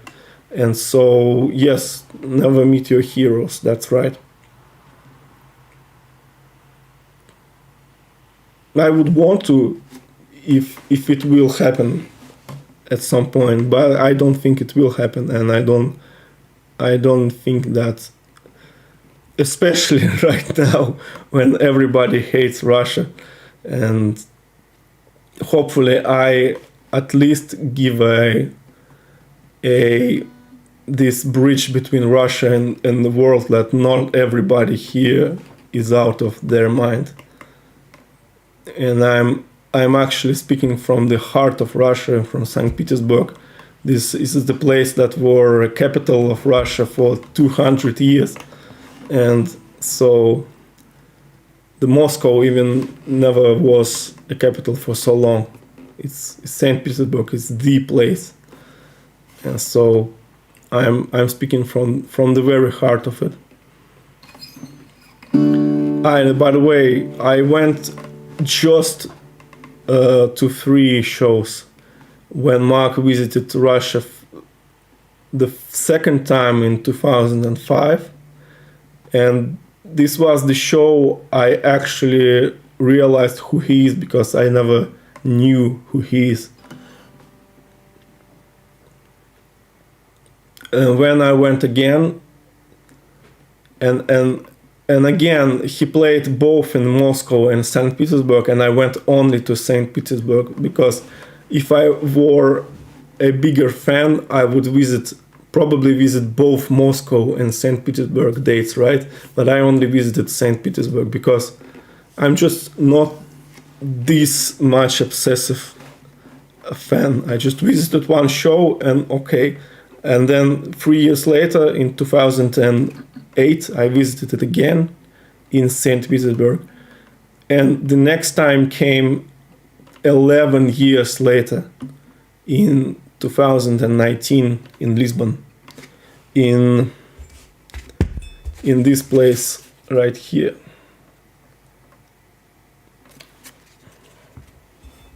In Lisbon, yes, I visited in 2019 and had a blast, which is what it was great. I know people who visited like 100 songs, 100 shows and something like that, and I just, it's not my priority.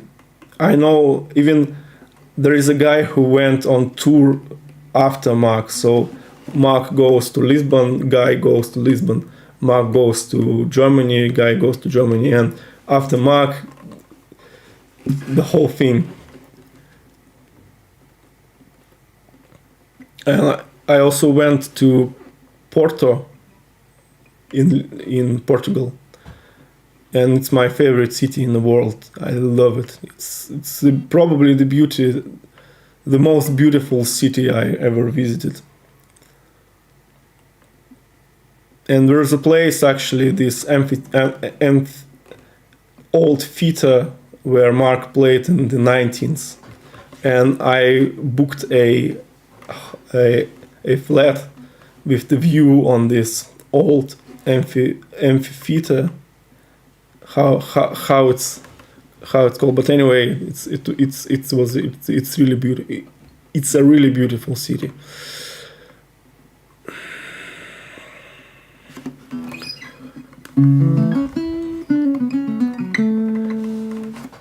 With Porto, the funny thing is that it's so small that I met one of the McNaughton fans there, and the city is so small, especially after coming from St. Petersburg, which is like 5 million people are living here, and I met one single guy 3 times. So we just, with my wife, we were walking around Porto and met one guy 3 times. So for a guy coming from 5 million population city, it was really, really cool to visit a small city when you can go through the whole city in one evening.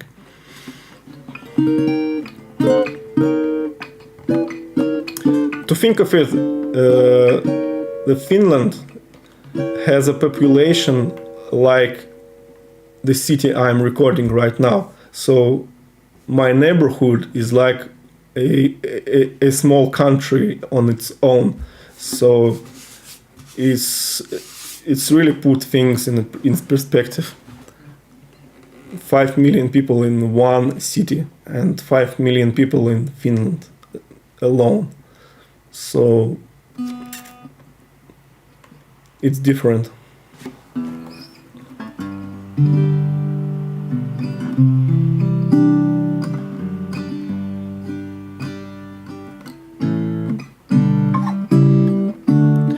Yeah, just like that. 300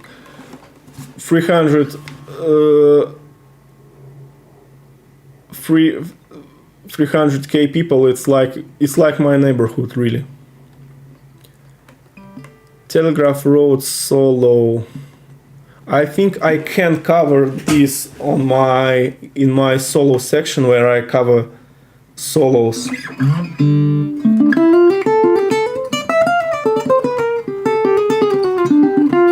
When I do this thing, I can probably do that, yes.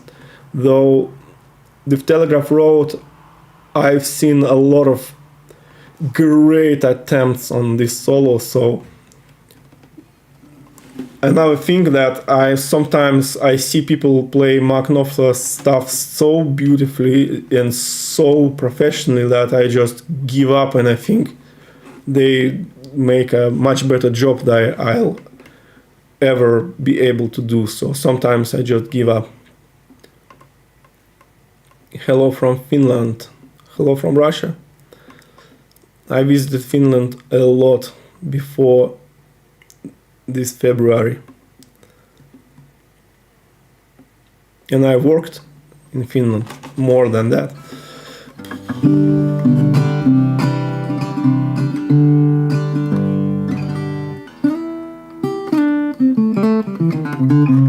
I really love to travel, and it's heartbreaking for me that the world is just closing down. So it's almost like an end of the world, really.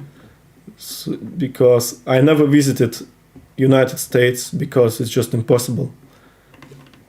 It's possible, it was possible, but in order to get the visa, even few years ago, it's a really humiliating process. It's almost half a year. It's very expensive. You need to go through all these stupid interviews because they think that you want to basically stay in the USA. So it's all stupid, and I hate it, to be honest. All this visa and all this closing of the world. I just want to live in the 21st century and travel the world like everybody else. And I want to live in my country. I just want to travel the world.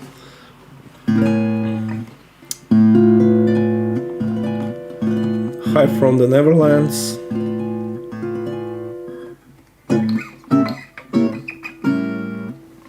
No, I never visited Montenegro, but I worked in a company that not rents, but like an agency, travel agency for boats, and we would rent a lot of boats in this region. So I visited mentally, if you know what I mean. I know a lot about it. I just never visited like in person. And one of my friends with whom I recorded some of the songs, like the most prominent example is the Everly Brothers. Dream, dream, dream, dream, and he played guitar. He went to Croatia and visited my fan there. He met more of my fans that I met my fans in my life. So I live in this world where stupid things like that can happen. So that tells you a lot about who I am. I live in a world where my friends meet more friends than I meet friends. That's what I'm saying.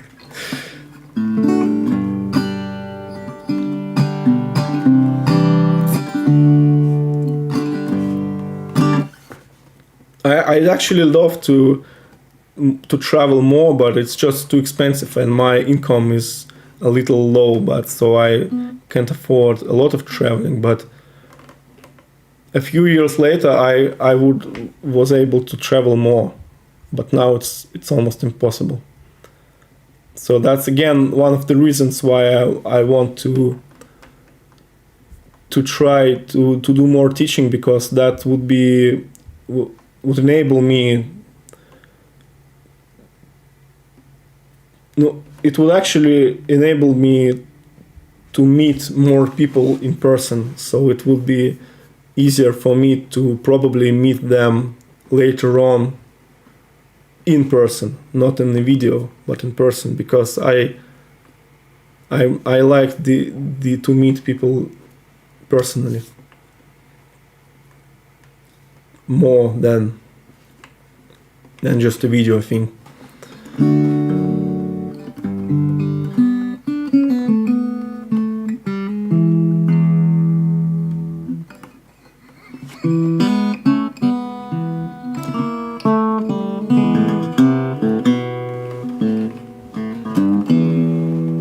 Yeah, thank you. I actually sometimes get shocked about the amount of people who learned from my videos, even though I only had like 4 million views in total. But I get all the time. Sometimes I just leave a comment somewhere again.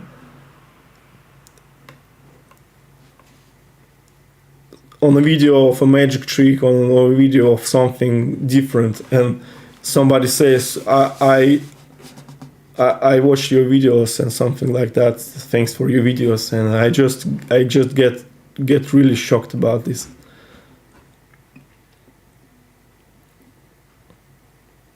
But there is a downside to it, because again,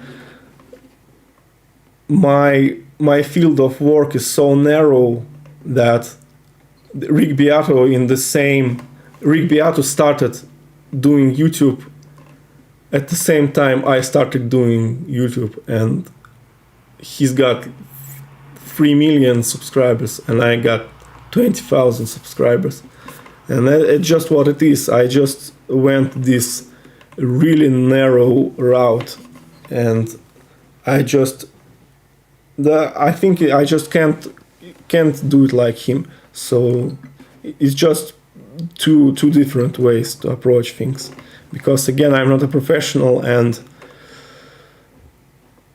for what it is, I think I get probably too much of attention.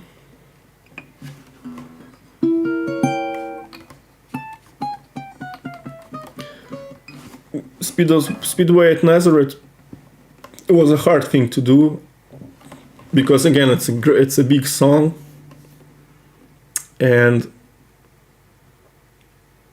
but the fact that I did this solo for the song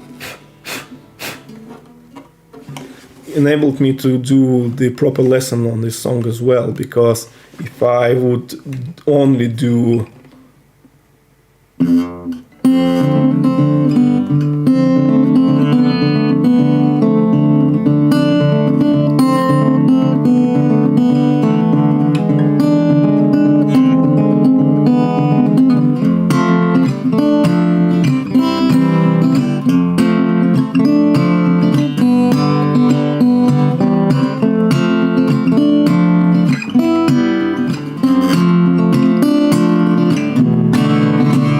if I only do the rhythm, it will be incomplete. It's what I'm saying. So when I started to teach solos, that's where it goes from not being able to do something to be able to make two great videos.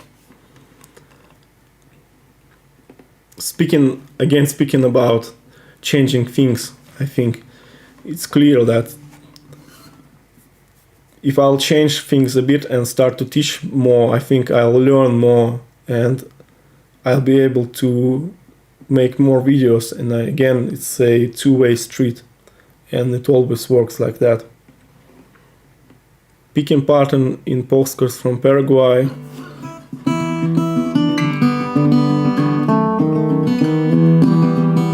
And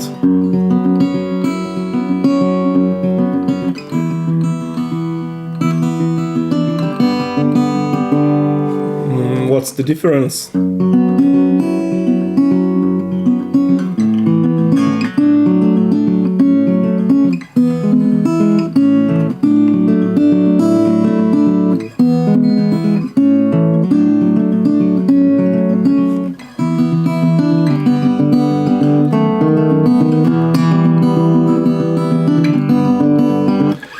There's basically no difference, and because it's just the same Travis speaking thing,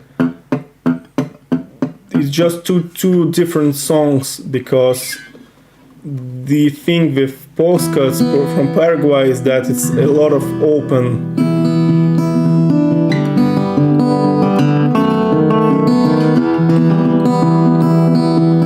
So it's almost entirely open thing, open strings. It's a lot of, in the first position, this E minor, G major, and Sailing to Philadelphia is a completely different beast, because at least in this version it's a lot of these closed shapes,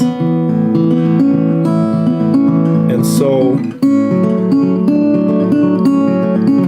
it's a completely different approach. But I thought I also showed it with the capo on the second fret.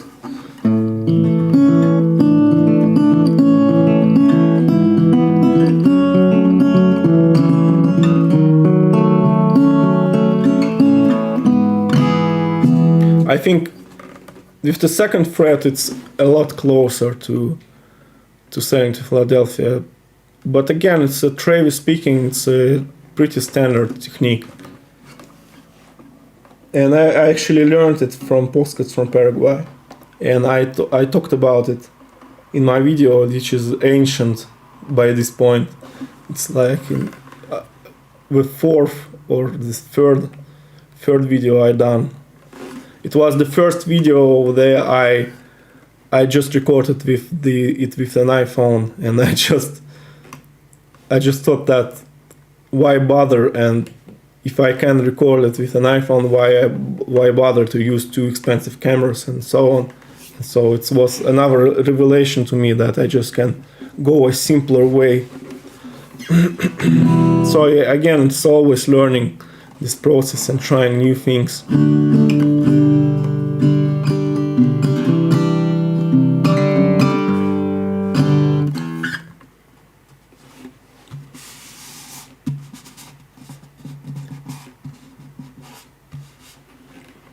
About interpretation of Mark's songs,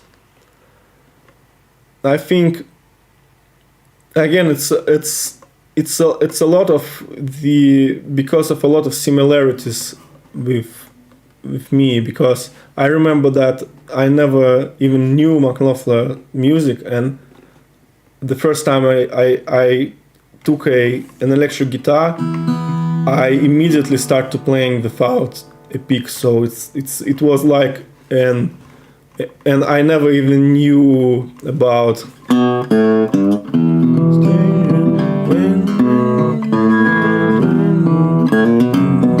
the Robbie Krieger from The Doors. I never knew even him, and the idea, I just wanted to play on electric guitar without a pick. So it again started with that idea, and I, like Mark, I listen to a lot of blues, I listen to a lot of this type of music, so it's that I can can play his songs like I play is just because I kind of learned the similar way, if you want. And this way is a very simple way. Just listen to as much music and grasp as much music as possibly humanly possible. And of course you need to understand it as well, but that's another thing. It's again comes from practice. Just practice, keeping listening, playing all the time. I played until my fingers would bleed. So yeah, Richard Smith is another magician of a guitar player. He plays on a nylon string guitar, but his improvising skills are just out of this world. And the great thing about Richard Smith is that he is how it's called, he's a genius kid, and he played with Chet Atkins when he was like this small. So basically he's a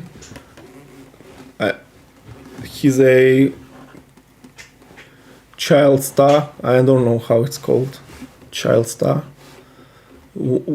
Wunderkind in Russian it's called. Of course he's a genius. Everybody needs to know people like Richard Smith.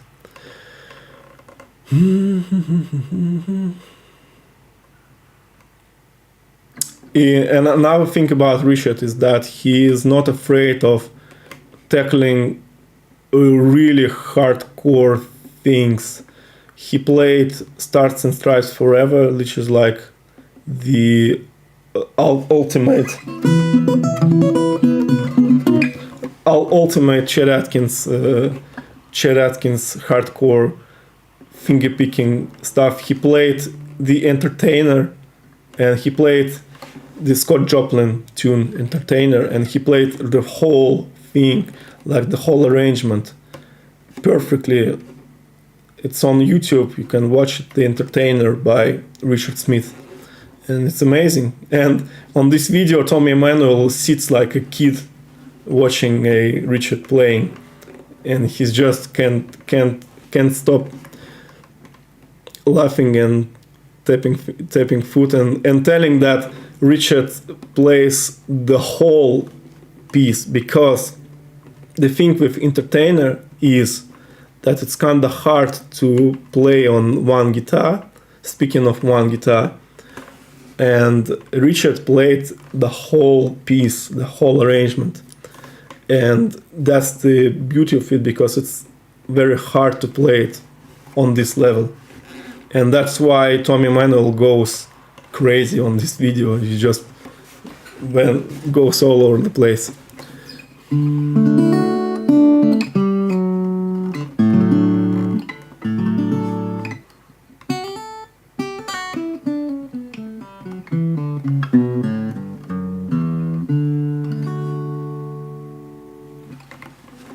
Yeah, Berlin 2007, I remember. This is the very video that I caught this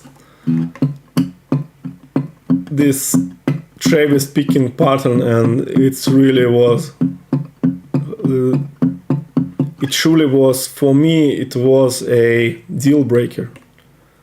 And again, 2007, at this moment I played already for at least 2 years, and you can imagine me, a beginner, hearing this tune, and I spent like a week trying to learn it, and then I just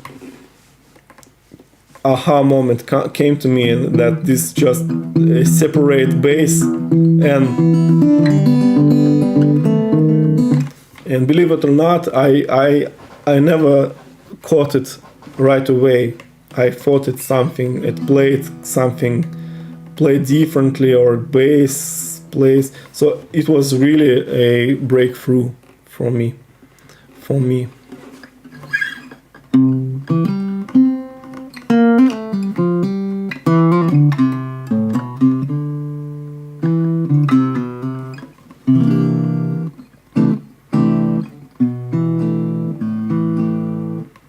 Now Richard Smith, again, I can stop talking about him, is this kind of a Nashville cat, as they call them.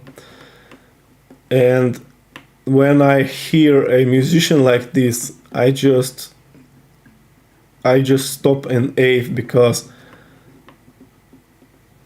it's really like magic to me. It's really like magic, because they are magicians, because they would put so much time into their craft that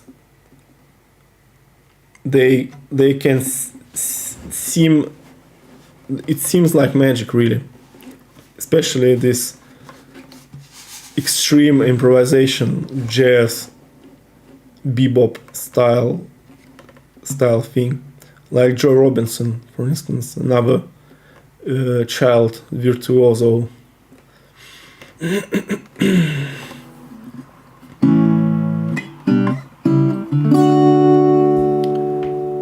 I'm going for 2 hours already.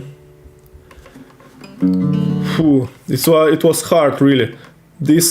For some reason, this time it was harder for me to start the live stream, because at the start I really felt like I'm out of the place, and I think you can tell by my voice that I'm just too nervous, but it's okay right now. Again, speaking about practice. Favorite song in the Notting Hillbillies? Yeah, of course, Bewildered. I love Bewildered. Great singing, great. This is one of the songs I can listen on repeat, and I actually listen to it on repeat. It's the song that Bewildered.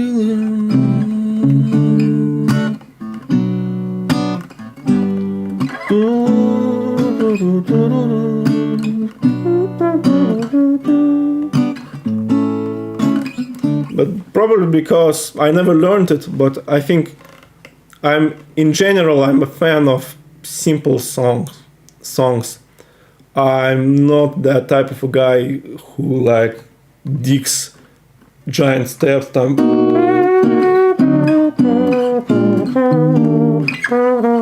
and all this hardcore stuff. I love simple songs, and Bewildered is a simple song, and it reminds me of simple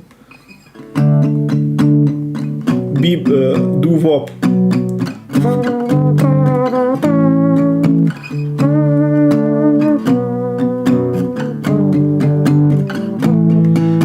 Doo-wop songs. It's also my one of my favorite things in the world, in the whole world, is doo-wop.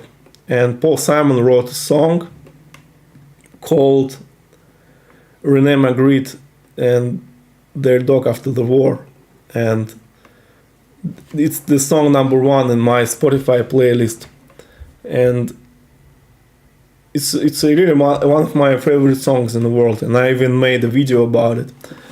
And in this song he actually mentions a lot of, not a lot of, but a few of doo-wop groups. Penguins, moon glows, Orioles, and the Satins. And that's all the doo-wop groups, because Paul Simon grew up with this music, and for me there are no better music to express this genuine love and genuine this, I don't know, I can't find the right word, but this doo-wop music is really expressing this pure love, especially that this black singers. It's just incredible. The same type of thing that Mark used in Bologna again.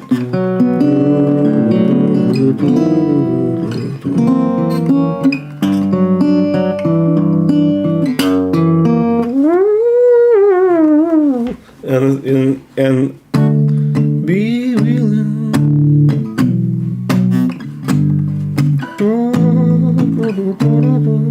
I I should probably do a lesson on that song as well.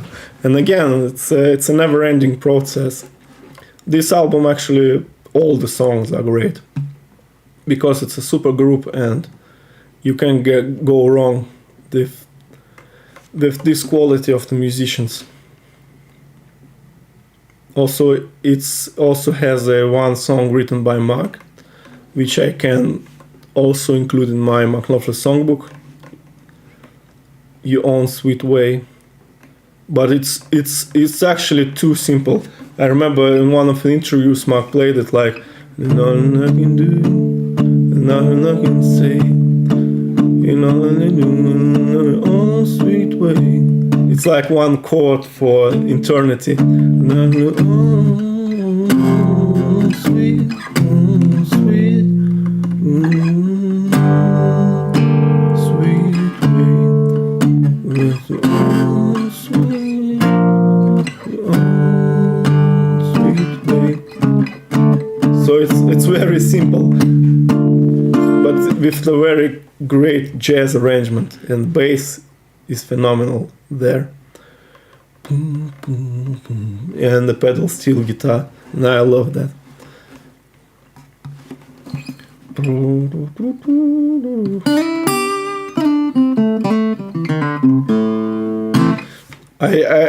I made a video on Brothers in Arms, and honestly I don't think I made a great job this particular song, but I just honestly I don't know a better way to approach it, because playing it like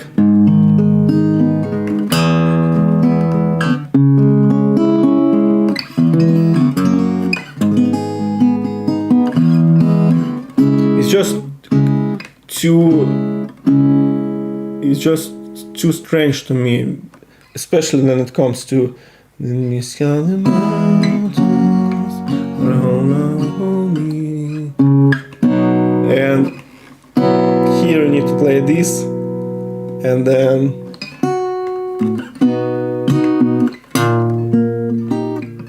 and this chord. So it's really not guitar friendly, if you know what I mean, not solo guitar friendly, because if you play in a band, you can't play all this stuff.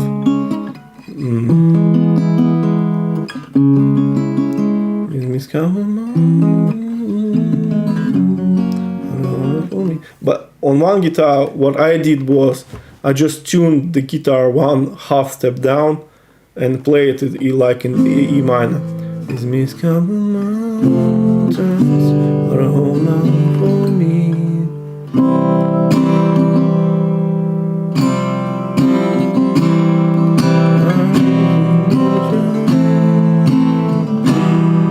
And it suddenly works.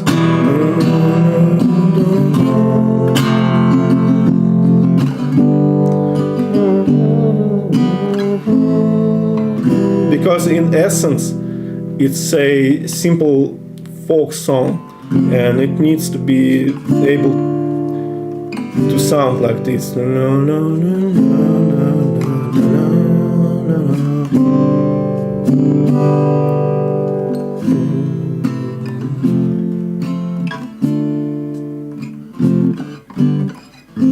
So it's in essence it's a simple folk song, but it sounds too strange in regular tuning.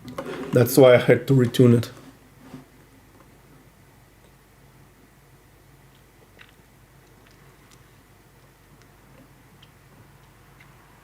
Yeah, if I had you, I think it's one of these songs, incredibly simple songs. I can't remember how it goes, but it's like if I had you, something like that. It's again one of the songs that are downstrokes, and I think it would be a simple. I actually did already a couple of songs from that EP, and I did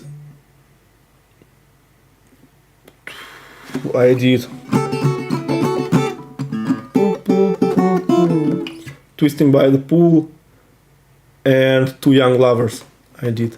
And as it's a rock and roll tunes, it's simple tunes. I think I may do it if I had you just as well. If I had you, the thing is, I always confuse it with a jazz standard.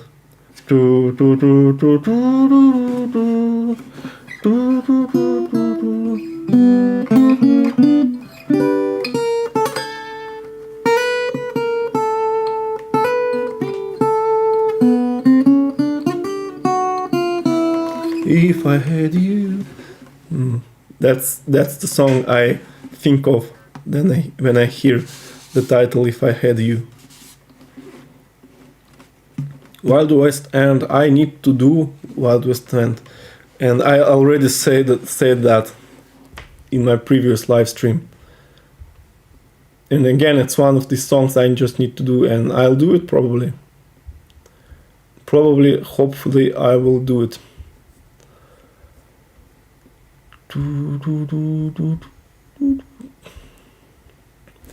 I think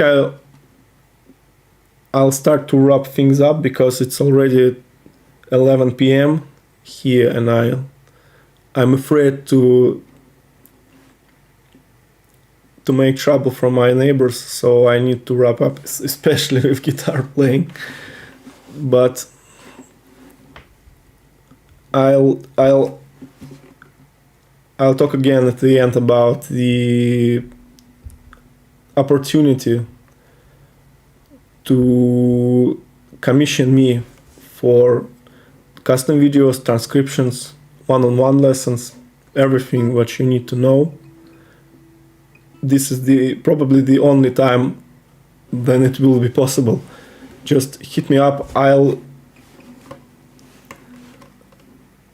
do all the requests I got up to this point because I need to fulfill some of the requests, and some people already hit me up with emails, and I also need to answer these emails. So I think I'll try this thing for a while and see how it rolls. And as in Russia we say, I'll dance from there. So I'll see how it goes. So see you there, and thank you for watching.